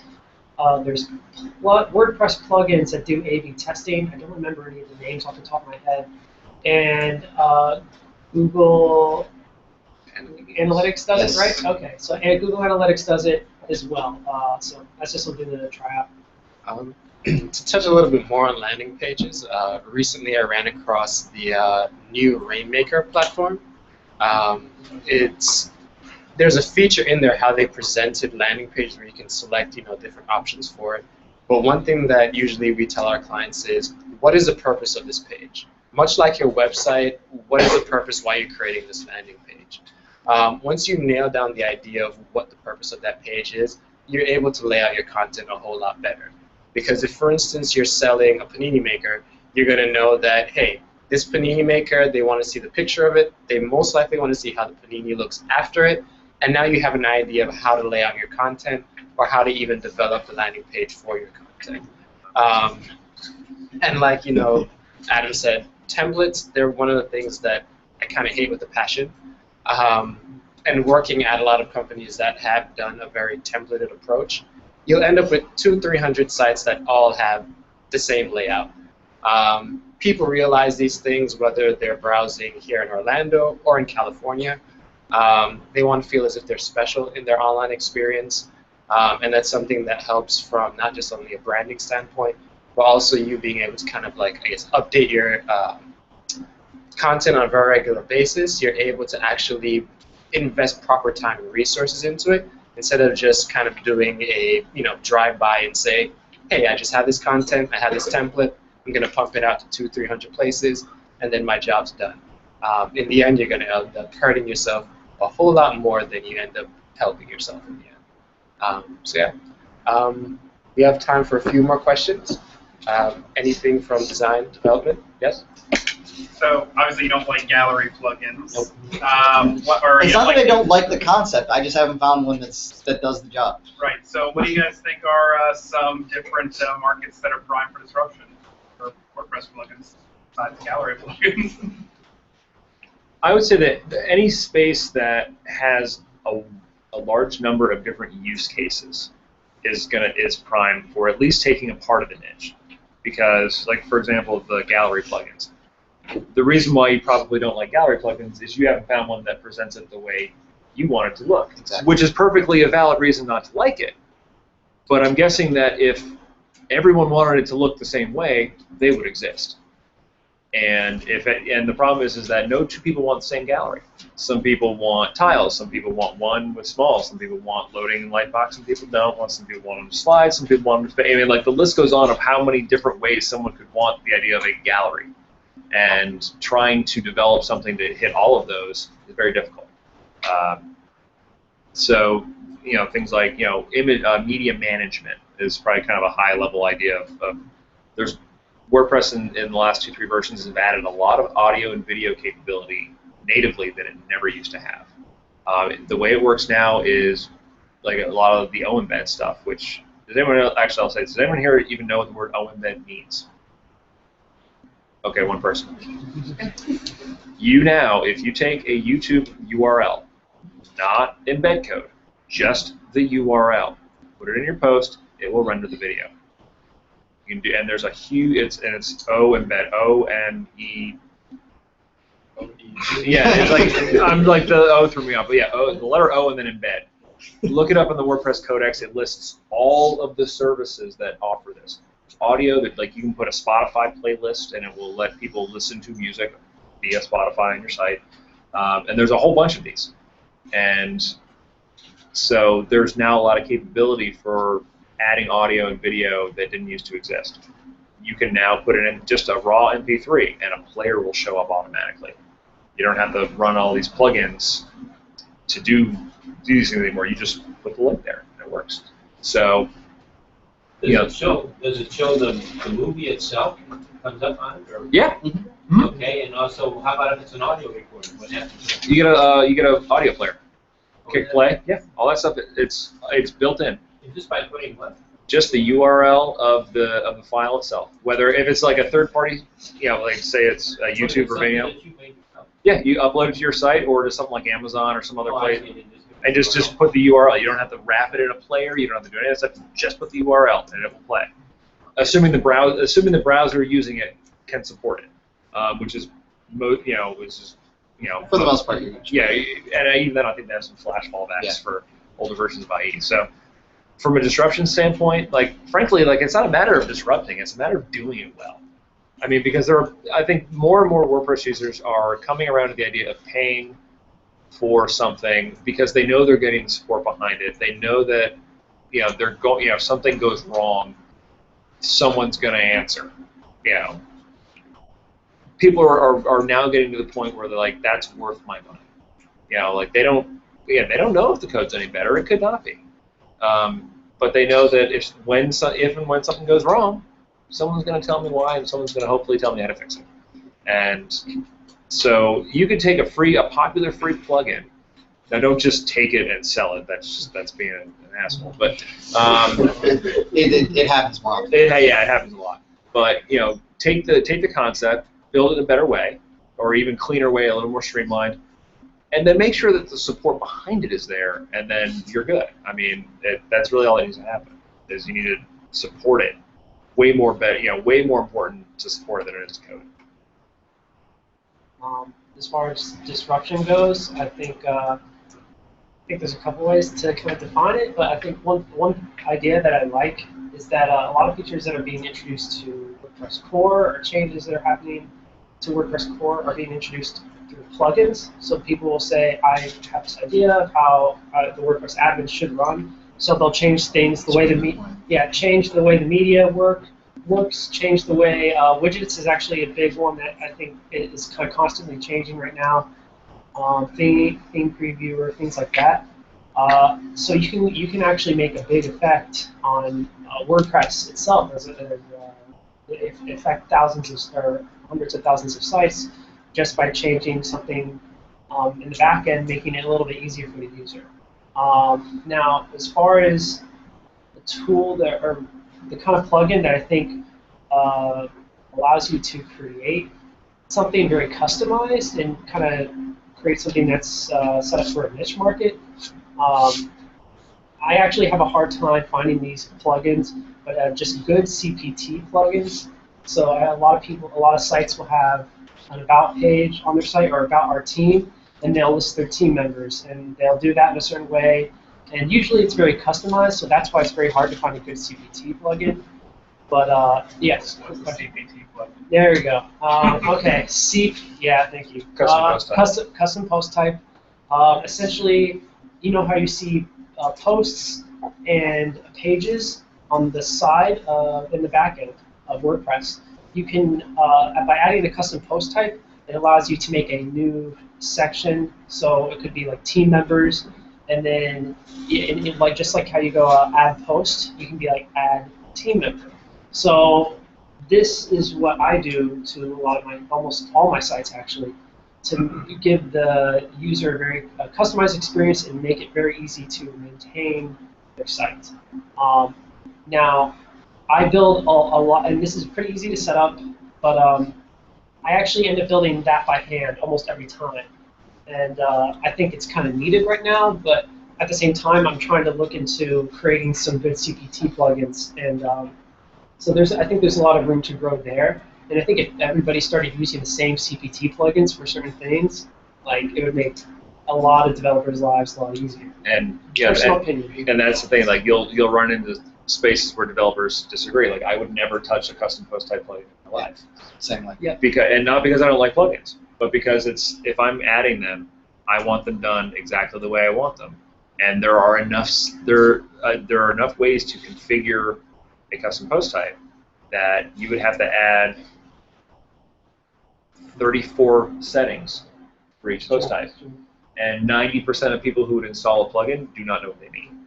And then you can really mess things up because you're not, you're given this capability to change things that you're not familiar with, like that FAQ plugin that I talked about. That has custom post type. If you installed it, you would see FAQs on the side. And I use them all the time for client work because it segments out what needs to get entered, so there's no confusion about. Instead of having 80 pages, your pages are actually just pages. If it's FAQs, you have an FAQ section. Team members, whatever it is, like they're all in their own spot. They're stored in the database exactly the same way. They're queried exactly the same way. If you don't add anything new to your template, they're displayed exactly the same way. Template logic allows you to make a different part of your theme to display a post type differently than a regular. And then the name is kind of weird. A post is a post type. A page is a post type. Yeah, I wish it were called custom content types. That would have made a lot more sense, but I'm not in charge of such things. So remember that until version 2.5 or 2.4, WordPress does not have pages either. They only had posts. So everything started as a post type because there were only posts. Something that every now and then I have to remind myself is that certain decisions were set a long time ago, and they have to be maintained because that's just how, like, the very bare bones logic in WordPress has been written, and it's not just a matter of making a change. It's everything is chained off of this one thing, and you just flat out you can't change it anymore. Like you're stuck with it, good, bad, or indifferent. So yeah, things like that. Like there's people that want plugins. There's people that would only want to do it themselves. And like I write a lot of my own code. Like I kind of fall back to if I can't, because especially if it's a client site and I'm maintaining it, I want to know how it was written. I want to know how it's going to work. If it breaks, I want to know that it was my fault. I will feel a lot better knowing my code failed than somebody else's. Because if it's mine, then at least I can be like, well, it's my fault because I did something, and it's not. I can't believe they pushed out an update like that and broke my stuff. And so if I can only blame myself, I'll get over it a lot faster. And to add to that, that's part of pretty much the exact reason why I use custom post type plugins internally for the most part, because I understand exactly how those work. I just wish there was a world where you could just have one CPT plugin and everybody would come together and say, you know what, let's all use this one CPT plugin. And I think definitely a long way from doing that, but it's something to think about. So we're going to go with one more question. Anybody else? Anything else? Might get some smart people in front of you right there. Think about visual editors. I don't use them. I hate them.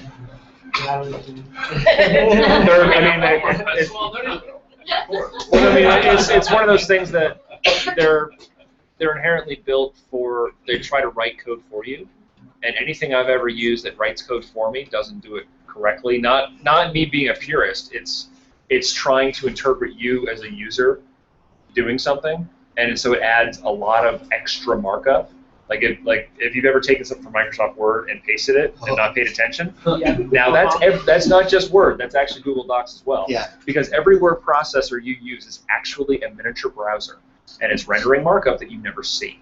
So once you put it in an editor, now you see all that markup that always exists in your Word document. You just never see it because it's built that way. So that's what a visual editor does. It adds 14 spans to 2 words because you highlighted it, made it bold, decided, oh, I don't want that bold anymore. So instead of it being smart enough to go and release the bolding that you added, it just adds something on top of it to unbold what you just bolded. I wish I were being hyperbolic. That's actually what they do. That's what they're built to do. So I would never touch one. They're more complicated than Inception was. If you've ever pulled open code from like a Weebly website, oh God, you will cry tears that you never knew you had. I have recently. Sorry to hear that. It is okay. Here's one I guess we can close out with. Plugin or functions file? There's no difference. WordPress will load a functions file in your theme and a plugin exactly the same way. There's no better or worse. The difference is, I do firmly believe that it should be your theme is for presentation and plugins are for functionality. That being said, those lines blur at times because there are times where functionality can't do anything without a display, and there's sometimes where a display can't do anything without functionality. And yes, you could really go esoteric and write template tags for your own code and then use your own template tag. But I mean, most of the time, yeah. What I usually do is, if I'm building a theme, I keep a library folder inside the theme, and I will have anywhere from 3 to 8 additional files. And each of those files have functionality tied to the type. One of them is called types, one of them is called meta, one of them is called admin. And if it's something to do with the admin, all the functionality goes there. If it's something to do with custom post types and the related things you can do with that, they're in a separate file. Usually my functions file is only for what loads on the front end of the site. Everything else is sectioned off, because that way, A, I can make sure that I only call certain things on the admin, things like that, but also so I can keep things very segmented and add, remove. If I know that I have a file that's causing me a problem, I can disable that one file from loading, figure out the problem while the rest of the site still works. The other idea, kind of the segue to that, is like how many plugins should you run in your site? You should not run poorly written plugins. You could have 100 plugins, and other than your admin UI probably loading a little slow on the plugin page, there's no problem running 100 plugins if they are properly written. One poorly coded plugin will ruin your site without, slow it down or worse because it's poorly written. It has nothing to do with the number of plugins you're writing. It's how well or not well they're written. I think adding to that just a little bit. I think the big thing that sticks out in my mind is, should it be in the theme or should it be in the plugin? And just like Andrew was saying, it's presentation versus functionality. And I think a good example of that is, just to get a visual in your head, is the custom post type example. You have a couple extra sections on the side. In my personal opinion, that should always be in a plugin, because if somebody has these different sections on their site and they decide that they want to switch their theme down the line, they switch themes and all of a sudden all their content's gone. Or if that theme breaks and they can't figure out how to activate it again, and they're not running backups on their site, all of a sudden they can't get to any of their content again.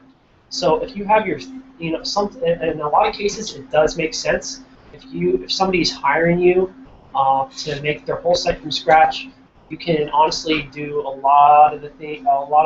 almost everything from the theme, and it actually makes more sense at times because you understand everything. And if you're only going to be the only one maintaining it, then that's not necessarily a bad idea. But as far as releasing things to the public or to putting something a plugin on WordPress.org, or for anybody else, any random person who wants to download it, I think that's something to keep in mind. And definitely just making sure plugins work well together. And and I think, like, one last example, Gravity Forms, for instance, is very much a functionality kind of tool. But at the same time, a lot of people don't know how to work with the CSS forms on their sites. So in their main settings page, they have a little option to say, do I want to use, or would you like to use Gravity Forms CSS, or would you like to use your own CSS?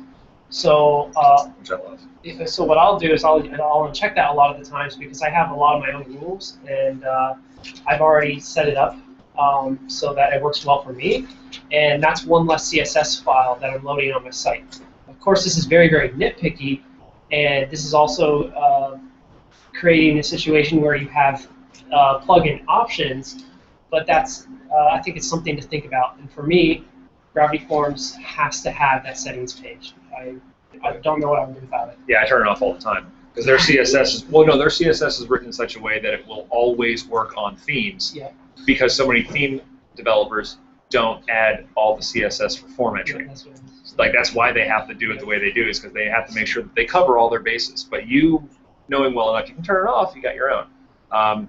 The other thing you can do is, I mean, I do it a lot of times, like a core functionality plugin, where on a client side I will build a theme. I will build one or sometimes more, but usually one plugin that has things like custom post types and certain asset loading. That those are going to be there regardless of whatever happens with the theme, because the content doesn't actually disappear. It's still in the database. There's just no way to access it anymore.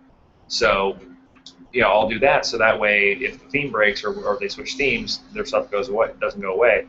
But what you can also use, there's something called a must-use plugin. Now you have to know how to do this. It's not something you can just turn on.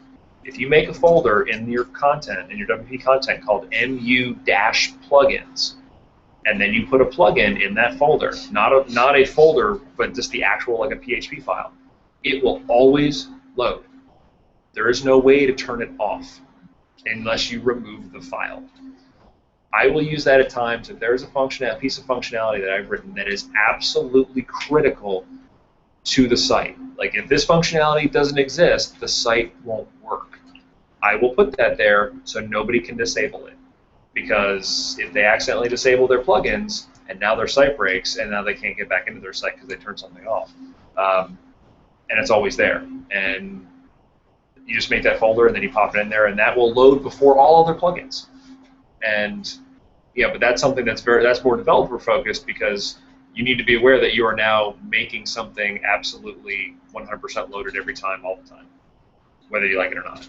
So, like, that's something you use very sparingly, but that is an option if you're worried about people turning something off, and you know that it's absolutely critical. You can put it there. David, you mentioned Gravity Forms. Do you want to go over some of the more popular types of forms that you are developing for build that size that you work with? What are these forms that come to you? Generally, people want a contact form in the footer, at the bottom of every single page on their site. So I'll just use that, and then the contact page. Generally, those are the two standard things that I do. And then, but what's really nice about Gravity Forms in particular is that they have an option so that you can export settings. And I think a lot of plugins do this. Some better than others, but I think it's pretty hard to mess that up. But a lot of the times I will say, oh, I've done that kind of a very similar form, and I'll export the settings. And I think there's that we can talk about that for a long time. So if I have a form, a really long form that's maybe 20 different entries, and I know I want that exact same form on a different site, I can export that form and import it into another site, and then it's already done. So the same way you would export a post, or even sometimes if you need it to a page, it works the exact same way. Another really nice thing about Gravity Forms, I don't know if any of the other form plugins do it, is Gravity Forms will allow you to set up your form so that it actually creates the fields for your custom post type, which is really helpful if you're trying to set up reviews. So you can actually create a custom post type for a review and have a customer fill out a form on your site that immediately creates that review, so that you don't have to then go in, like, you collect all their information and now you have to go and put it into this something that's inside your admin. It'll do it for you. Done that a couple times. I've got a form on my site that does potential client intake that automatically feeds into our internal project management tool. And so, like, again, like anything you could do with a form. I mean, like, again, this isn't the Gravity Form show, but we could do an entire week. If it's data that you would be collecting from someone, irregardless of what kind of data it is or how the data gets presented, Gravity Forms can do it. Yeah, I mean, if you got any more questions, we can chat afterwards. We got to wrap this up. So. Stop talking about it. We're gonna wrap up now. However, if you do have extra questions, feel free to ask any one of the panelists here or the organizers. And I believe David has a few things to say in closing. Thank you all for coming. Come next month. That's it. Yeah. Yeah. Thank you guys for coming out. For the people people who aren't Norcross, where can they find you online? I work at Brandco, and you can just look us up at brandco.com. Brandco. You can find me on adamsusi.com or adamsusi on Twitter. I'm on the Facebook group all the time too, so look at my post there. You can get in touch with me. Or I work for Highforge, a local company here at highforge.com. Okay, guys. Adam. Oh, wait. Okay, before you go. Oh, just a photo op. And if you guys have empty bottles, we can put them in here. We're going to recycle them all. Oh, that's a good sign up. Nice to meet you. I'll see you around, I'm sure. On Twitter. Yeah, all sorts of stuff coming up. No? All right. Another one. One more? Okay. Keep taking pictures. Just keep shooting. Good to see you. Oh, okay. Well, we got to finish back up anyway. I don't have any cards on. Oh, yes. I need a order card. Click. Yeah. I just